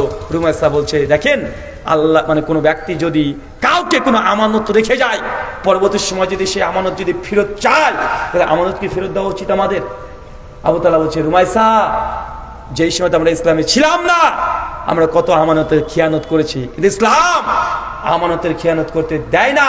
বরং তোমাকে যদি কেউ আমানত রেখে যায়, যখনই চাইবে তাকে সঙ্গে সঙ্গে ফেরত দিবে। রুমাইসার সঙ্গে সঙ্গে চট করে বলছে, আবু তালহা, আপনি সবর করেন, আপনি ধৈর্য ধারণ করেন। আমাদের যে সন্তান ছিল, আপনার যে সন্তান আজকে সকালবেলায় মৃত্যুবরণ করেছে, আল্লাহর জিম্মাতে চলে গেছে। আল্লাহ আমাদের যে আমানত দিয়েছিল, সে আমানত আল্লাহ তার কাছে নিয়ে নিয়েছে। সন্তান তো আল্লাহর, আল্লাহ তার নিজের জিম্মায় নিয়ে নিয়েছে। আপনি সবর ধৈর্য ধারণ করেন। আবু তালহা চট করে বিছানা থেকে লাফ দিয়ে উঠে বলে, কি বলছো তুমি? আমার সন্তান মারা গেছে মানে? তুই এতক্ষণ বলো নাই? সঙ্গে সঙ্গে আবু তালহা ছুটে গিয়ে সন্তানের কাছে গিয়ে, তুই সন্তানকে দেখছো সত্যি মারা গেছে, একদম চাদর দিয়ে ঢাকা আছে। যখন ফজরের আজান হচ্ছে, তিনি ছুটে চলে গেছেন রাসূলুল্লাহর কাছে, ইয়া রাসূলুল্লাহ, আজকে আমার স্ত্রীর সঙ্গে এই ঘটনা ঘটেছে, রুমাইসা এই ঘটনায় কাণ্ড আমার সঙ্গে করেছে, আমি এখন কি করতে পারি আপনি বলেন। আল্লাহ নবী বলছেন, আবু তালহা, তোমাদের এই রাতকে আল্লাহ এমন ভাবে আসমানে কবুল করে নিয়েছে, এত খুশি হয়ে গেছে আল্লাহ, তোমার এই রাতটাকে আল্লাহ কবুল করে নিয়েছে। আল্লাহ নবী শুধু এই কথাটুকু বলেছেন। ইমাম আসকালানী ফাতুল বারীর মধ্যে আরো সনদ নিয়ে এসে হাদিস নিয়ে আসছে যে এরপরে রুমাইসার গর্ভে যে সন্তান হয়েছিল, সেই দিনের বাসরে ওই সন্তান পর পর 7খানা, কে বলছে 3 জন কোরআনের হাফেজ হয়েছে, শ্রেষ্ঠ আলেমে দ্বীন। মায়েদেরকে বলি, চিন্তা করেছেন রুমাইসার দূরদর্শিতা, স্বামী যেন একটু কষ্ট না পায়, নিজের কলিজার টুকরা সন্তান মারা গেছে, তিনি পজিশন দেখছে যে না কষ্ট করে আসছে, এখন যদি প্রথমে স্বামীকে বলে দিই যে আমার সন্তান মারা গেছে, তার রাগ হয়ে যেতে পারে, সে হৃদয় থেকে রক্তক্ষরণ হতে পারে, তাকে মেজাজটাকে শান্ত করে ফুরফুরে মেজাজ করে তারপরে। অনেকে আপনারা আছেন জানেন, যখন আপনি বিদেশ থেকে আসছেন, স্ত্রী আছে, স্ত্রীর প্রতি টান এটা আলাদা আছে না নাই, কথা বলেন আছে, কিন্তু প্রথমে যদি মৃত্যুর সংবাদ শুনে নাই, স্ত্রীর কাছে যাওয়া তার দ্বারা সম্ভব হবে না। রুমাইসা অনেক চিন্তা করে এই হাদিসের ফাওয়াইদ ইমাম জাসকানি ফাতুল বারির মধ্যে অনেক আলোচনা করেছে। এখান থেকে বোঝা যায় যে রুমাইসার যে দূরদর্শিতা, স্বামীর প্রতি ভালোবাসা, ভক্তি আমাদের মায়েদের বোনেদের মধ্যে যদি আসে, ইনশাআল্লাহ জেনে রাখেন আপনি রুমাইসার মতো জান্নাতি একটা নারী হিসাবে নিজেকে গড়ে তুলুন। এই দুনিয়াতে মাত্র 20 বছর সংসার সংসার করতে এসেছেন। কত বছর বলেন তো ভাইজান? 20 বছর। তাই সবর, সংসার মানে সবর, সংসার মানে ধৈর্য, সংসার মানে আপনাকে কঠিন সবরের অধিকারী হতে হবে। যদি সবর করতে না পারেন, যদি মানুষের কথা শুনেছেন, পরিবারের কারো কথা শুনছেন, হজম করা যদি না জানেন, তাহলে সংসারকে টিকানো খুব মুশকিল। মুশকিল কি মুশকিল নয়? মুশকিল। তাই আপনাকে সবর, ধৈর্য ধারণ করতে হবে। মানুষের কথাগুলোকে এক কান্দে শুনে আর এক কান্দে বের করে দিতে হবে। এটা যদি না করতে পারেন, সংসার এই দুনিয়াতে জাহান্নামের মতো মনে হবে যে আপনি জেলখানাতে আছেন, আপনি সংসার করছেন না, জেলখানা আপনার সংসারটা মনে হবে কি হবে না? তাই মাদেরকে বলবো সবর করেন, ধৈর্য ধারণ করতে শেখেন। মাত্র 20 বছরে সংসার করবেন, তারপর তো মৃত্যু হলে ইনশাআল্লাহ জান্নাতে ঘর পাবেন। ওই ঘরের জন্য দুনিয়ার ঘরের কষ্ট হলেও এটা সহ্য করে নেন। 2 খাদিজাতুল কুবরা, কি বললাম নাম? চলে শেষে মাশাআল্লাহ। শেখকে কখন নিয়ে আসবে? ওকে জি। 2 নম্বর খাদিজা, 3 নম্বর ওমর ইবনুল খাত্তাব। তাদের বারে বিস্তীর্ণ আলোচনা করলাম না। আমি 4টে আমল বলি, যে আমলগুলো করলে জান্নাত আপনি ঘর পাবেন। নেবেন? কে কে আমল করবেন বলেন? করবেন তো ইনশাআল্লাহ? কয়খানা আমলের কথা বলবো? 4খানা। এই 4টা আমল করলে আপনি জান্নাতে আগে থেকে ঘর পেয়ে যাবেন, এই আশা করতে পারেন। কেন? আল্লাহর নবী বলেছেন। জি, জান্নাতে ঘর বনে যদি বলি না, মুসলমান তো হুজুর জান দেব কিন্তু মাল দেব না। হ্যাঁ, কমিটির ছেলেরা আছে? হ্যাঁ, কমিটির ছেলেরা আছে না? বৈঠকে দান উঠবে, রেডি? জান্নাতে ঘর ইনশাআল্লাহ। পকেটে হাত। কি রে, কি বললাম? জান্নাতে ঘর নেবেন না? পকেটে হাত দিতে হবে তো সবাই। হাত 2 পকেটে হাত ঢুকে দেন। আর ছেলে 2-4 জন হলে হবে? এরা মানুষ না পায়জামারে 20-30 জন ঢুকে যান। চলেন আমরা হাদিস শুনি। সহিহ বুখারী, চাচা জান্নাতে ঘর পাওয়ার জন্য 1 নম্বর আমল সহিহ বুখারী কিতাবুস সালাত হাদিস নম্বর 450। আল্লাহ নবী বলেন, কেউ যদি দুনিয়াতে একটা মসজিদ নির্মাণ করে দেয়, বাইতুল ফিল জান্নাহ, আমি আল্লাহ তাকে জান্নাতে ঘর দিয়ে দিব। চাচা বলেন তো কি আমল করতে হবে? কি আমল বলেন? মসজিদ নির্মাণ করতে হবে। পারবেন তো ইনশাআল্লাহ? ইনশাআল্লাহ। যদি আপনি সরাসরি একটা গোটা মসজিদ তৈরি করতে নাও পারেন, যদি বলেন যে রুহুল আমিন ভাই 20-30 লক্ষ টাকা খরচ করতে মসজিদ নির্মাণ করা আমার দ্বারা সম্ভব নয়, আমি একজন গরিব মানুষ, তো আপনাকে সহজ এবং সুযোগ করে দিচ্ছি। সুনানে ইবনে মাজাহ হাদিস 738 সনদ হাসান। আল্লাহ নবী বলেন, কেউ যদি দুনিয়াতে একটা পায়রা ডিমের সমানও মসজিদ তৈরি করে দেয়, বাইতুল ফিল জান্নাহ। চাচা কিসের সমান মসজিদ? কথা কিসের সমান চাচা? পায়রার ডিমের সমান। আচ্ছা বলে তো পায়রার ডিমের সমান মসজিদ হয়? পায়রার ডিমের সমান মসজিদ হয়? ইমাম জাসকানি ফাতুল বারির মধ্যে বলছেন, পায়রার ডিমের সমান অর্থ এটা নয় যে পায়রার ডিমের সমান মসজিদ করতে হবে। এর অর্থ হচ্ছে এটাই, মসজিদের জন্য কেউ যদি 1 মুসল্লার সমপরিমাণ জায়গা কিছু অংশ দান করে, আল্লাহ তাকে জান্নাতে ঘর দেবে। মানে আপনি যদি মসজিদের জন্য যা দান করবেন, আপনি জান্নাতে ঘর পাবেন। ইনশাআল্লাহ করবো তো? মায়েরা, কখনো যদি মসজিদের জন্য কেউ টাকা চায়, খালি হাতে ফেরত দেবেন না। 1 টাকা দিয়ে হলেও শরীক হবেন ইনশাআল্লাহ। 1 টাকা দিয়ে হলেও আল্লাহকে বলে, আল্লাহ এই 1 টাকার সামর্থ্য ছিল, খালি হাতে দেবেন না। এটা যেন আপনার আমলে থাকে, যে একটা খাস আমল। কোন মানুষ যদি দান আমার কাছে চেয়েছে, খালি হাতে ফেরত দিয়েছি, এটা আপনার জীবদ্দশার জন্য না হয়। এরকম একটা খাস আমল আপনার জীবনে আপনি একদম নিজের জন্য এটা ফরজ করে নেন ইনশাআল্লাহ। 2 সুনান তিরমিজি হাদিস নাম্বার 415, শেখ আলবানী, শেখ শুআইব আরনাউত, হোসেন আসাদ দারানি রাহিমাহুল্লাহ সনদকে হাসান সহি বলেছেন। ইমাম তিরমিজি হাদিসকে সহি বলেছেন। আল্লাহ নবী বলছেন, কেউ যদি প্রতিদিন 12 রাকাত নামাজ পড়ে সুন্নাত, চাচা কত রাকাত? আরো জোরে, কত রাকাত? 12 রাকাত যদি সুন্নাত নামাজ পড়ে, আল্লাহ নবী বলছেন বাইতুল ফিল জান্নাহ, আমি আল্লাহ তাকে জান্নাতে ঘর দিয়ে দেব। পড়া যাবে তো ইনশাআল্লাহ 12 রাকাত। মায়েরা, 12 রাকাত সুন্নাত কিভাবে পড়বেন? জোহরের আগে 4, পরে 2, মাগরিবের পরে 2, ইশার পরে 2, ফজরের আগে 2। জি হুজুর, জামাত চলছিল, মসজিদে ঢুকেছি, সুন্নাত 2 রাকাত পড়ার সময় পায় নাই, কি করব? ফরজ নামাজে দাঁড়িয়ে যান, সালাম ফিরিয়ে সঙ্গে সঙ্গে 2 রাকাত নামাজ পড়ে নেবেন। সুনান আবু দাউদ তিরমিজির হাদিস। আল্লাহ নবী বলেছেন, ইকামত যদি পড়ে যায়, ফরজ ব্যতীত কোনো নামাজ নেই। একজন সাহাবী আল্লাহ নবী দেখছেন যে ফরজ নামাজের পরে 2 রাকাত নামাজ পড়ছে। আল্লাহ নবী বলছেন যে কি ব্যাপার, ফজরের নামাজ কি 4 রাকাত হয়ে গেল? সাহাবী বলেন, না আল্লাহ নবী, আমি সুন্নাত নামাজ পড়তে পারি নাই, বিদায় এখন পড়ছি। আল্লাহ নবী তাকে কোনো অভিযোগ দেয় নাই, মৌন সম্মতি। তার মানে টোটাল 12 রাকাত নামাজ পড়তে হবে। সুন্নাত কত রাকাত? চাচা বয়স 60 বছর হয়ে যাচ্ছে, আপনার এই সুন্নাত এখন আপনি পালন করেন না। সহিহ বুখারী হাদিস নাম্বার 731, আল্লাহ নবী বলেন, সুন্নাত নফল নামাজ পুরুষ মানুষের জন্য মসজিদের চাইতে বাড়িতে উত্তম। কোথায় উত্তম? সুন্নাত নামাজ কোথায় উত্তম? বাড়িতে উত্তম। চাচা আপনি সুন্নাত নামাজ কোথায় পড়েন? কেন? অজু কোথায় করেন? কেন? বাড়িতে পানি নেই? পানি নাই বাড়িতে, অজু করার জায়গা নেই, তো মসজিদে কেন অজু হবে? আপনাকে তো সুন্নাত নামাজ পড়তেই হবে, পড়তে হবে না? অজু তো করতে হবে। তো আপনি বাড়ি থেকে মসজিদে অজু না করে কেন যাচ্ছেন? আল্লাহর নবী বলছেন, সহিহ বুখারী 731 নম্বর হাদিস, পুরুষ মানুষের জন্য নফল সুন্নাত নামাজ মসজিদের চাইতে বাড়িতে উত্তম। আজ থেকে সুন্নাত নফল নামাজ বাড়িতে প্র্যাকটিস করতে হবে। কি কথা বলেন? চাচা কোথায় সুন্নাত নফল নামাজ কোথায় হবে? মসজিদে পড়া না জায়েজ, হারাম নয়, জায়েজ। ভালো কোনটা? নবী পড়তেন কোনটা? নবীর সুন্নাতের প্রতি আমল করলে কোথায় থাকবেন? কার সঙ্গে? তাহলে আপনি এই আমলটা কে করবে? কে করবে আমল? এই আমল আপনাকেই করতে হবে। ফরজ ব্যতীত অন্য সালাত যেন মসজিদে না হয়।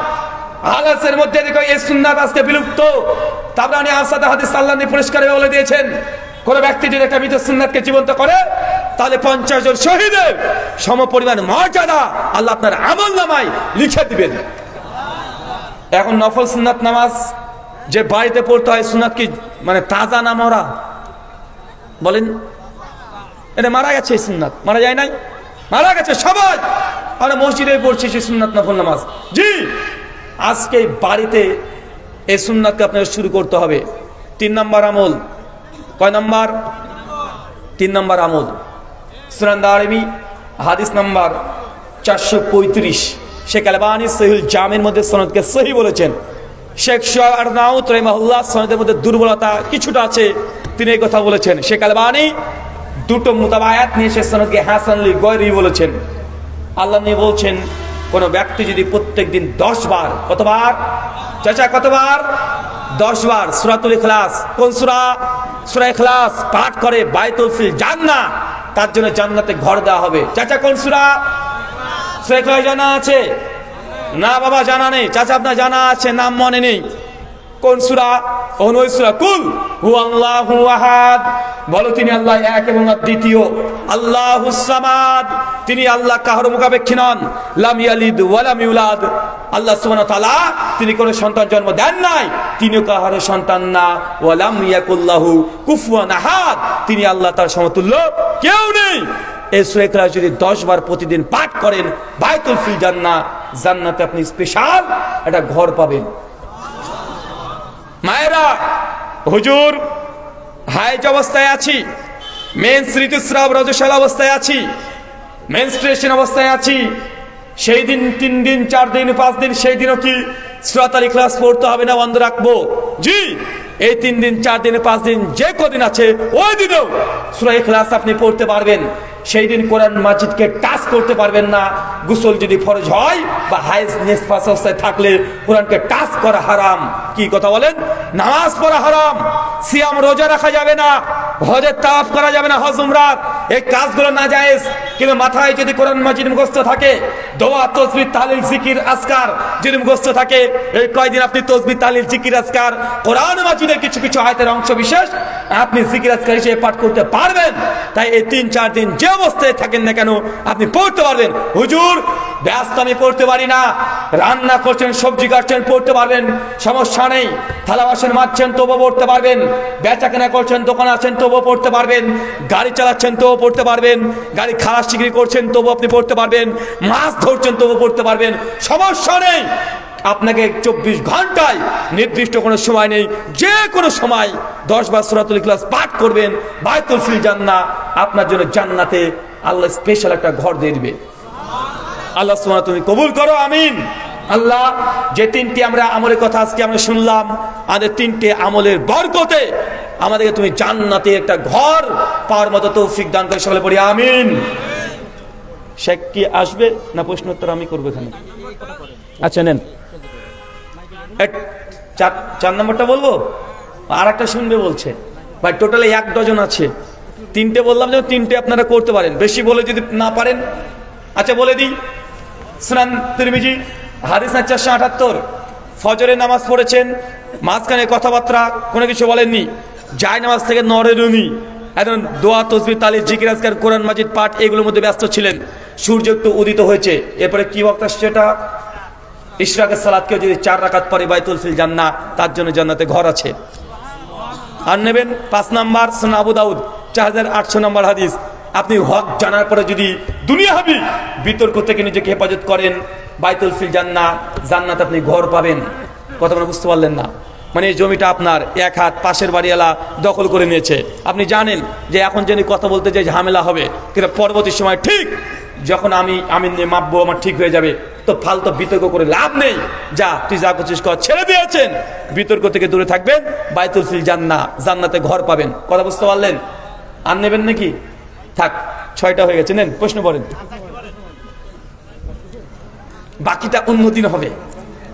জি ইনশাআল্লাহুল আজিজ। জি, হাদিসে বর্ণিত আছে, যার অন্তরে সরিষা পরিমাণ ঈমান আছে একদিন না একদিন জান্নাতে প্রবেশ করবে। কিন্তু আল কোরআনে বর্ণিত আছে জাহান্নামীরা চিরস্থায়ী জাহান্নামী। এ বিষয়ে আপনার মতামত কি? জাহান্নামীরা চিরস্থায়ী জাহান্নামী কোরআন মাজিদে আছে, কিন্তু হাদিসে আছে মানে অন্তরে যদি সরিষা দানা সমপরিমাণে ঈমান থাকে তাহলে সে জান্নাতে যাবে না। শোনেন, হাদিসের ভাষায় 2 ধরনের হাদিস পেয়ে যাবেন। এক, যেমন আমি একটু আগে বললাম মুসলিম হাদিস 195 নম্বর হাদিস, কেউ যে টাকনা নিচে জামা কাপড় প্যান্ট যদি পরে মাকাদুমিনা না, তার থাকার জায়গায় জাহান্নাম আছে না ভাইজান? এখন একজন ব্যক্তি নামাজ পড়ে, রোজা আছে, হজ যাকাত সব আছে, শিরিক করে না, তাওহীদের উপরে প্রতিষ্ঠিত, সুন্নাত সব আমল করে, কিন্তু টাকনা নিচে কাপড় গেছে, একে জাহান্নামী। এই হাদিসগুলোর ব্যাখ্যাতে ইমাম হাজার আসকালানী ফাতুল বারীর মধ্যে আলোচনা করেছেন, যেসব হাদিসগুলোতে বলা হচ্ছে এটা করলে জাহান্নামী, এই আমলটা করলে জান্নাতি, এইগুলো হচ্ছে এক একটা ওয়ে রাস্তা, মানে এটা জাহান্নামে যাওয়ার একটা কারণ। কি বলেন তো ভাইজান? আপনার নামাজ, হজ, যাকাত, দান, সাদকা সব আছে, কিন্তু আপনার টাকনা নিচে কাপড়ে পড়েছেন, তার মানে এই নয় যে আপনি জাহান্নামে ডাইরেক্ট চলে গেলেন, কিন্তু আপনার সমস্ত কিছু আছে। এটা জাহান্নামে যাওয়ার জন্য একটা কারণ। কথা বুঝতে পারলেন? যে আপনি জাহান্নামে যাবেন, এটা জাহান্নামে যাওয়ার জন্য একটা রাস্তা, একটা কারণ। ডাইরেক্ট জাহান্নামে যাবেন এমনটা নয়।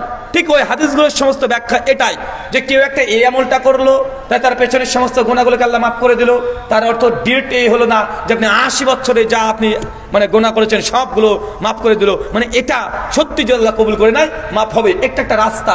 কথা বুঝতে পারলেন? তৃতীয় বিষয়, কোরআনে মাজিদে ডিরেক্ট খালিদিনা ফিহা আবাদা যে হাদিস কোরআনে আয়াতগুলো আসছে যে এই আমলগুলো করলে সে চিরস্থায়ী জাহান্নামী। দেখেন কোরআনে আয়াত সূরা হুজুরাত পড়বেন, 10, 11, 12, 13 নম্বর পর আয়াতগুলো, যে আল্লাহ সুবহানাহু ওয়া তাআলা জানিয়ে দিয়েছেন যে মুমিনদের 2 দল যুদ্ধ যখন করবে সেই সময়তে তাদের জন্য উভয় দলে জাহান্নামী।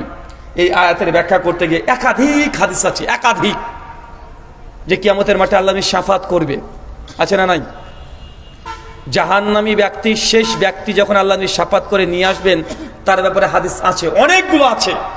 আহলে হাদিসরা আহলুস সুন্নাহ ওয়াল জামাতের আকীদাতে লালন করে, তারা বিশ্বাস করে আল্লাহ নবী কিয়ামতের মাঠে জাহান্নামীদের শাফাত করে তিনি জান্নাতে নিয়ে আসবেন। সহিহ বুখারী 7411 নম্বর হাদিস।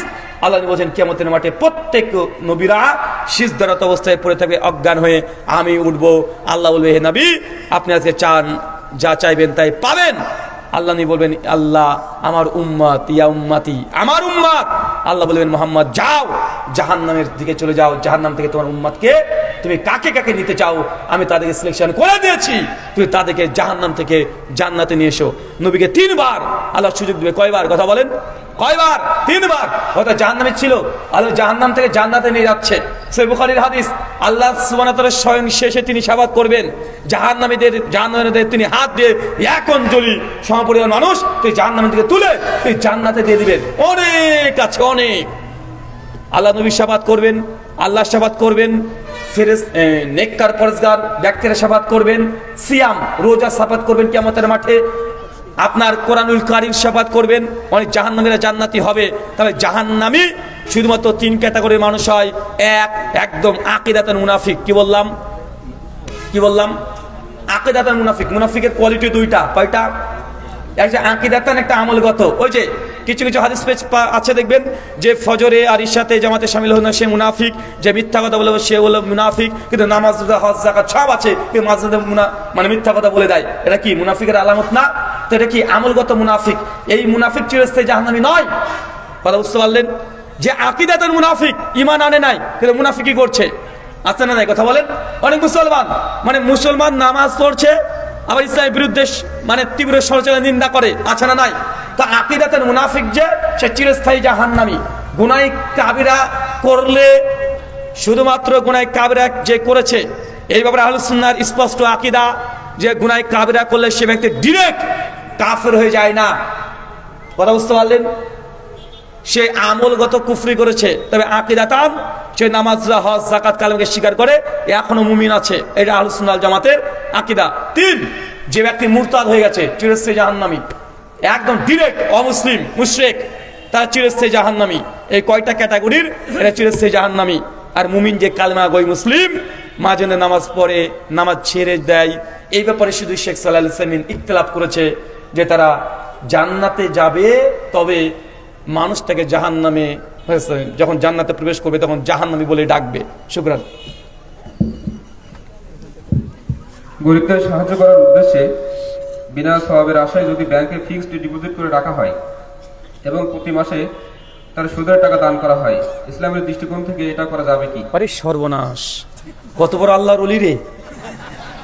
মানে একদম পরিকল্পিতভাবে আমার 5 লক্ষ টাকা সে ব্যাংকে রেখে দেবে, মাসে মাসে 10,000 আসবে, পরিকল্পিতভাবে সেটাকে আবার আপনি গরিব মানুষকে বন্টন করে দিবেন না ভাই। তাআওয়ানু বিররি ওয়াত তাকওয়া, সূরা মাইদা 2 মধ্যম অংশ। সৎ কাজে সহযোগিতা করবেন, তার মানে এই নয় যেটা হারাম ওই হারামে যাবেন না। কি বললাম কথা বলেন? হারামে যাবেন না, যেতে বাধ্য তখন আপনি যাবেন। মানে ব্যাংকিং সিস্টেমের সঙ্গে আপনার আচরণ হবে কিসের মতো বলেন তো? হসপিটালের মতো। কিসের? হসপিটাল শক করে যান, এই একটু রিল্যাক্স করে আসি, চল যাই, একটু বেডে যাই, একটু শুয়ে আসি, এই করতে যান, বিপদে পড়ে হসপিটালে যেতে হয় না। তো মুসলিমদের সঙ্গে এই প্রচলিত সুযুক্ত অর্থনৈতিক ব্যাংকিং ব্যবস্থা, ইন্টারেস্ট, এর সঙ্গে আপনাদের মানে কাজ হবে ঔষধের মতো। কিসের মতো? ঔষধ। প্রয়োজন নাহলে হচ্ছে না তখন খাবেন, যখন খাওয়া সুস্থ হয়ে গেছে আর দরকার নেই, ওকে টাকা নেই, দরকার নেই। কথা বুঝতে পারলেন? তাই যে কোনো সুদ থেকে একদম শত হাত দূরে থাকতে হবে।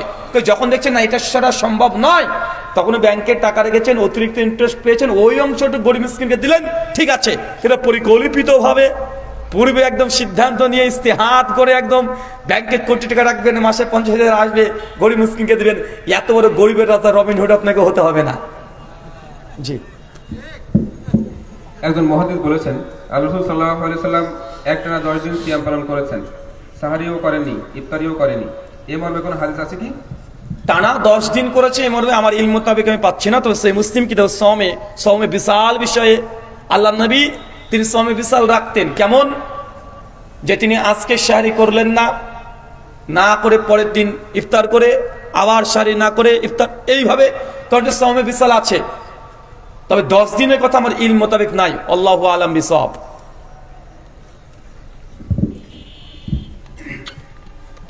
মুসলিম উম্মাহর বিভক্তির কারণ কি? মুসলিম উম্মার বিভক্তির কারণ কি? সূরা আলী ইমরান সূরা 3 আয়াত নম্বর 103, ওয়া তাসিমু বিহাবলিল্লাহি জামিআউ ওয়া লা তাফাররাকু, তোমরা আল্লাহর রজ্জু আঁকড়িয়ে ধরো, পরস্পর বিচ্ছিন্ন হও না। আল্লাহ জানিয়ে দিয়েছেন আল্লাহর রজ্জু হচ্ছে কোরআন হাদিস। এই কোরআন হাদিস যারা ধরে আছে এরা মূল স্ট্রিম, যারা কোরআন সুন্নাহ ছেড়ে দিয়েছে তারা তাফাররাক হয়ে গেছে। মুসলিম উম্মার মতভেদের মূল কারণ যদি হতে হয় তো আমি আপনাকে আগে আলোচনার মধ্যে ইঙ্গিত দিয়ে দিয়েছি যে কোরআন সুন্নাহ এর ফাহাম, এই ফাহাম বোঝার জন্য নির্দিষ্ট একটা ব্যক্তিকেই শিরোধার্য করে নেওয়া, এটা যে সব চাইতে মুসলিম উম্মার বিভক্তির বড় কারণ। কথা বুঝতে পারলেন না ভাইজান? আমাদের তাবলিগ জামাত ভাইরা আছে, তাবলিগ জামাত ভাইরা আছে না ভাইজান? তাবলিগ জামাত আমাদেরকে অনেকে প্রশ্ন করে যে রুহুল ভাই তাবলিগ করা যাবে কি যাবে না, তাবলিগ জামাতে যোগ দেওয়া যাবে কি যাবে না। তা আমরা যদি একটু কথা বলি তখন অনেকে রেগে যায়, রেগে গিয়ে বলে যে আহলে হাদিসরা তাবলিগের বিরোধিতা করছে, মানে এরা দিন প্রচারের কাজ হোক এটা মানে চায় না। এ কথা বলে কি বলে না? কথা বলে বলে ভাইজান জি অনেকে বলে। আমি একটা কথা বলি ভাইজান, দেখেন আমার সাদা মনে কাদা নাই, আমি আপনাদেরকে ভালোবাসি, সম্মান করে শ্রদ্ধা করি। আমি কখনো এই কথা বলিনি যে তাবলিগ করা যাবে না। আমি বলেছি এটা যে স্বয়ং তাবলিগ জামাতের মধ্যে দুটো জামাত আছে, একটা সাতপন্থী একটা জুবারপন্থী, আছে না নাই? সাতপন্থী জুবারপন্থীকে বলছে গোমরা পথভ্রষ্ট, আর জুবারপন্থীরা সাতপন্থীকে বলছে গোমরা পথভ্রষ্ট। বলছে কি বলছে না? কথা বলেন। সাতপন্থী জুবারপন্থীকে গোমরা বলছে, জুবারপন্থী সাতপন্থীকে মানে গোমরা বলছে। আর সাতপন্থী জুবারপন্থী দুটোই তাবলিগ জামাতের শাখা থেকে বেরিয়ে এসেছে না ভাইজান?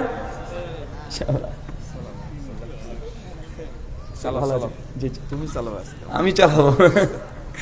তো সাতপন্থী জুয়ারপন্থীকে বলছে গোমরা পথভ্রষ্ট, জুয়ারপন্থী সাতপন্থীকে বলছে পথভ্রষ্ট গোমরা, বলছে না ভাইজান?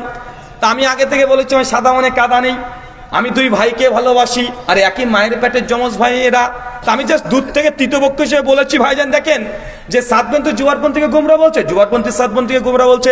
আমি বলছি তোমরা দুই ভাই একদম এই মাসালায় হকের উপরে প্রতিষ্ঠিত, একদম ঠিক বলছো, তোমরা দুজনই পথভ্রষ্ট গোমরা। ভাই আমার নতুন করে ফতোয়া দিয়েছি, আমি দুজনের ফতোয়াকে মেনে নিয়েছি। তা আমার মতো ভালো শুভাকাঙ্ক্ষী কেউ আছে? অনেকে এবার বলছে ভাইজান আপনি ভারতের মাসে এসে আমাদের ভারত বাংলাদেশে এসে কেন আপনি ঝামেলা পাকাচ্ছেন, কেন ফিতনা করছেন? আমি বলেছি ভাইজান ইতিহাস আবার পড়তে হবে। তাবলিগ জামাত বাংলাদেশি প্রোডাক্ট নয়, মেড ইন ইন্ডিয়া। মৌলানা ইলিয়াস সাহেব স্বপ্ন কোথায় দেখেছিলেন? মালফুজাতে ইলিয়াস সাহাব 50 নম্বর নসিহা একদম পরিষ্কার, তিনি হরিয়ানা, এটা বাংলাদেশ না ভাই, এটা কোনটা? ইন্ডিয়া, ভারত। হরিয়ানার মেয়রে তিনি স্বপ্ন দেখেছেন, মেয়র থেকে তাবলিগ জামাত প্রথম সূচনা হয়। তো এটা কোথাকার? বাংলাদেশ না ইন্ডিয়া? আমি কোথাকার? তা আমি আমার দেশের কোম্পানি নিয়ে কথা বললাম, আপনার তো সমস্যা কি? আচ্ছা বাংলাদেশে যে কওমি সিলেবাস চলছে, কওমি, এই কোম্পানি কোথাকার? এ ব্র্যান্ড মেড ইন ইন্ডিয়া, কোথাকার এটা হলেন? দারুল উলুম দেওবন্দ। অনেকে ভাবছে দেওবন্দ আবার কি, ইয়ে কি চিজ খায় না গায়ে মাখে। ভাই দেওবন্দ অন্য কিছু না, দেওবন্দ ভারতের উত্তরপ্রদেশ ইউপি এই রাজ্যের একটা গ্রামের নাম হচ্ছে দেওবন্দ। দেউ মানে শয়তান, বন্ধ মানে জাল, শয়তানের জাল, এটা ফার্সি শব্দ, আপনি এখন গুগল করে দেখে নেন। আমি মিথ্যা কথা বলছি না, এটা হিন্দুদের দেওয়া নাম। অনেক আমাদের হানাফি ভাইরা আমাদেরকে অভিযোগ করে বলে যে আহলে হাদিসের নামটা দেওয়া কোথা থেকে? ইংরেজরা দিয়েছে। আমি বলেছি যে দেওবন্দ এই নামটা হিন্দুরা দিয়েছে। দেওবন্দ নাম কিসের? আপনি এখনই গুগল করে দেখেন, দেখেন যদি আপনার আমাকে বলবেন। দেওবন্দ শয়তানের জাল, মানে শয়তানকে বন্ধ করা হয়, মানে কোনো শয়তানের আস্থানা। এটা আমি বলি না, আহমদ রেজা খান বেরলভী ফতোয়া রাজবিয়া 8ম খণ্ডের 22 নম্বর পৃষ্ঠায় তিনি লিখেছেন যে দেওবন্দ क्या है, देव और बंद, देव यानी জিন শয়তান वगैरह। দেও আপনারা অনেক মানুষকে বলেন না যে বেশি একটু যদি খেলে দেওর মতো খাচ্ছে রে, বলেন না ভাইজান? তো দেহ মানে কি? মানে পেতাত্মা। আর বন্ধ মানে জাল। বলছে এই কোম্পানিটা গোটারে শয়তানের জাল। আমি এই কথা বলি না, এটা তাদের যমজ ভাই বেরলভী আলা হযরত আহমদ রেজা খান বেরলভী তার অনুসারীরা এই কথা বলেছে, বিভিন্ন গ্রন্থে বেরলভী ভাইরা লিখেছে। তো ভাই আমি আপনাকে একটা কথা বলি, আমার পরে রাগ করবেন না, আমি নিজের তত্ত্বে আল্লাহি কোনো কথা বলি না, শুধু ওদের কথাগুলোকে আমি নকল করে বলে দিই, আর আমার পরে মানুষ রেগে যায়। আপনি যার কথা বলবেন, বেরলভী মানে জিলেপি সুন্নি, এটা বুঝবেন না। গিয়াসউদ্দিন তাহরি কোম্পানি, বুঝেছেন না? এটা কোথাকার? বলো না আলা হযরত আহমদ রেজা খান বেরলভী 1856-তে জন্ম, 1856-তে বেরলভী মাদ্রাসা তৈরি করা হচ্ছে, এটা উত্তরপ্রদেশ। এটা কোথাকার?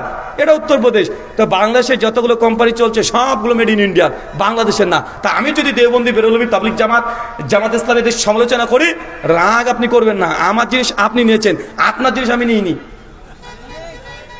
বুঝতে পারলেন না ভাইজান? মানে আমাকে অভিযোগ বারবার যে আমি কেন কথা বলি। ভাই আমার জিনিস নিয়ে যা ইচ্ছা তাই করতে পারি। আল্লাহ সুবহানাহু ওয়া তাআলা তুমি আমাদের বোঝার তৌফিক দান করো, আমিন। শেখকে দিয়ে দেন। হানাফি মাযহাবের প্রবর্তক কে? হানাফি মাযহাবের প্রবর্তক কে? এখানে যদি রাইস নদভী রাহিমাহুল্লাহ তার আল্লামা হাতে দ্বিতীয় খণ্ডে ডিটেল আলোচনা করেছেন যে হানাফি মাযহাব কিভাবে এই গোটা বিশ্বে এত 1/3 চলে গেল। তিনি 10টা কারণ বলেছেন। তার মধ্যে সেই সময়তে কুফা এবং সেই অঞ্চলগুলো মূলত হানাফি ফিকহ অনুযায়ী প্রতিষ্ঠিত হয়ে গেছিল এবং রাষ্ট্রের দায়িত্ব তাদের আন্ডারে চলে যাওয়ার কারণে হানাফি মাযহাব গোটা বিশ্বব্যাপী সবচেয়ে বেশি প্রসার লাভ করেছে। অনেকে বলেন ইমাম আবু হানিফা রাহিমাহুল্লাহ হানাফি মাযহাবের প্রবর্তক। আমরা বলি যে না, ইমাম আবু হানিফা রাহিমাহুল্লাহ কখনো বলেনি যে তুমি আমার প্রত্যেকটা কথা, আমার কথাগুলোকে তুমি গ্রহণ করে নাও, বরং 4 মাযহাবের 4 ইমাম সহ ইমাম আবু হানিফা রাহিমাহুল্লাহর সহিহ সনদে শিয়ারু আনামিন নুবালাতে ইমাম জাহাবী রাহিমাহুল্লাহ নকল করেছে। এতে ফতোয়া শামীতে হানাফি ভাইরা নকল করেছে। ইমাম আবু হানিফা রাহিমাহুল্লাহর ফতোয়া স্পষ্ট, লা তুকাল্লিদুনি, তোমরা দ্বীনের ব্যাপারে আমার তাকলিদ করো না, অন্ধ অনুসরণ করো না। আমি কোথা থেকে এই ফতোয়াগুলো দিই, কোন দলিলের ভিত্তিতে দিই, প্রত্যেকটা দলিল তোমরা যাচাই করো, তারপর তোমরা এটাকে গ্রহণ করবে। তার মানে ইমাম আবু হানিফা রাহিমাহুল্লাহ নির্দিষ্ট একটি মাযহাব তাকলিদের সাক্ষীর তিনি বিরুদ্ধে ছিলেন। কিসে ছিলেন? কথা বলেন। বিরুদ্ধে ছিলেন। রশিদ আহমেদ গাঙ্গুহি রাহিমাহুল্লাহ হানাফি দেওবন্দি, তাজকিয়াতুল রশিদ প্রথম খণ্ড 131 পৃষ্ঠা। আশরাফ আলী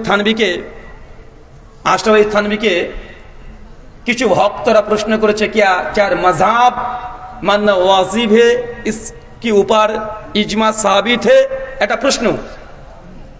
সেই সময় রশিদ আহমেদ গাঙ্গুহির মাধ্যমে চিঠিটা এসেছিল আশরাফ আলী থানভীর কাছে, আর আশরাফ আলী থানভী এই চিঠির জবাব দিয়েছিলেন। আর পরবর্তী সময় তাজকিয়াতুল রশিদের মধ্যে এই সমস্ত প্রশ্ন উত্তরগুলো, চিঠিগুলো, খুতবাতগুলো একসঙ্গে বাইন্ডিং করে 2 খণ্ড প্রকাশ করেছে। দারুল উলুম দেওবন্দ থেকে প্রকাশ হয়েছে, বাংলাদেশ থেকে অনুবাদ হয়ে গেছে, উর্দু থেকে বাংলাও পেয়ে যাবেন এখন বইটা। পরিষ্কার 131 পৃষ্ঠা মূল উর্দু দারুল উলুম দেওবন্দ থেকে ছাপা। পরিষ্কার আশরাফ থানভী বলে দিয়েছে 4 মাযহাবের মধ্যে এক মাযহাব মানতে হবে, তাকলিদের সাক্ষীর উপরে কোনো কালে কখনোই ইজমা হয়নি। মানে বুঝতে পারলেন না কার কথা এটা? হানাফি ভাইরা পরিষ্কারভাবে বলেছে তাকলিদের সাক্ষীর উপরে কোনো কালে কখনোই ইজমা হয় নাই। তাই তাকলিদের সাক্ষী প্রতি যারা ইজমা দাবি করে, পরিষ্কার ডাহা মিথ্যা কথা। তার মানে এটা প্রমাণ হলো হানাফি মাযহাবের প্রবর্তক যে ইমাম আবু হানিফা, এই কথা বাতিল। এগুলা কি বাতিল? এটা শেষ রাষ্ট্রের ক্ষমতায় তারা চলে এসেছিল, এর জন্য তাদের ফতোয়া ফিকগুলো বেশি বেশি প্রচার হয়েছে। আল্লামাতে রাইস নদভী রাহিমাহুল্লাহ 2 নম্বর পয়েন্ট থেকে আলোচনা করেছে, 10টা পয়েন্ট নিয়ে এসেছেন যে কেন ওটা বিশ্বব্যাপী এইভাবে হানাফি মাযহাব প্রচার হয়ে গেল। ওই যে অন্য মাযহাবের চাইতে হানাফি মাযহাবে বিয়ে করা সহজ। কি করা সহজ? আমি এই কথা বলছি, রাইস নদভী তিনি আলোচনা করেছেন। কেন জানেন? আহলে হাদিস শাফি হাম্বলি তাদের মত অনুযায়ী বিবাহ যদি করতে চান, আপনি যদি 14 ফেব্রুয়ারিতে একটা 16 বছরের নিয়ে টুক করে চলে যান, কোর্টে চলে গেছেন, বিয়ে করেছেন, আহলে হাদিস শাফি হাম্বলিদের মত অনুযায়ী আপনার বিবাহ বাতিল। সুনান তিরমিজি কিতাবুন নিকাহ হাদিস নম্বর 1102, লাল নিকাহ ইল্লা বিওয়ালি, ওই বিয়ে বাতিল যে আপনার মেয়ের ওয়ালি গার্জিয়ান নেই। কিন্তু হানাফি মাযহাব অনুযায়ী জায়েজ। তাই যুবকরা বেশি সেই সময়তে হানাফি মাযহাব গ্রহণ করেছিল। কেন? গার্লফ্রেন্ডের প্রেমে পড়ে। বুঝতে পারলেন না ভাইজান? আরো আছে, হালালাকেও কারণ দেখিয়েছে। হালালা অনেক ওলামা কিছুর আগে দেখেননি মসজিদে, হ্যাঁ, তো 10টা কারণ আছে। ইনশাল্লাহ অন্য একদিন আমি আলোচনা করবো এই বিষয়ের উপরে। আজকে এখানে শেষ করলাম। ওমা আলাইনা ইল্লাল বালাগ। আসসালামু আলাইকুম ওয়া রাহমাতুল্লাহি ওয়া বারাকাতুহু।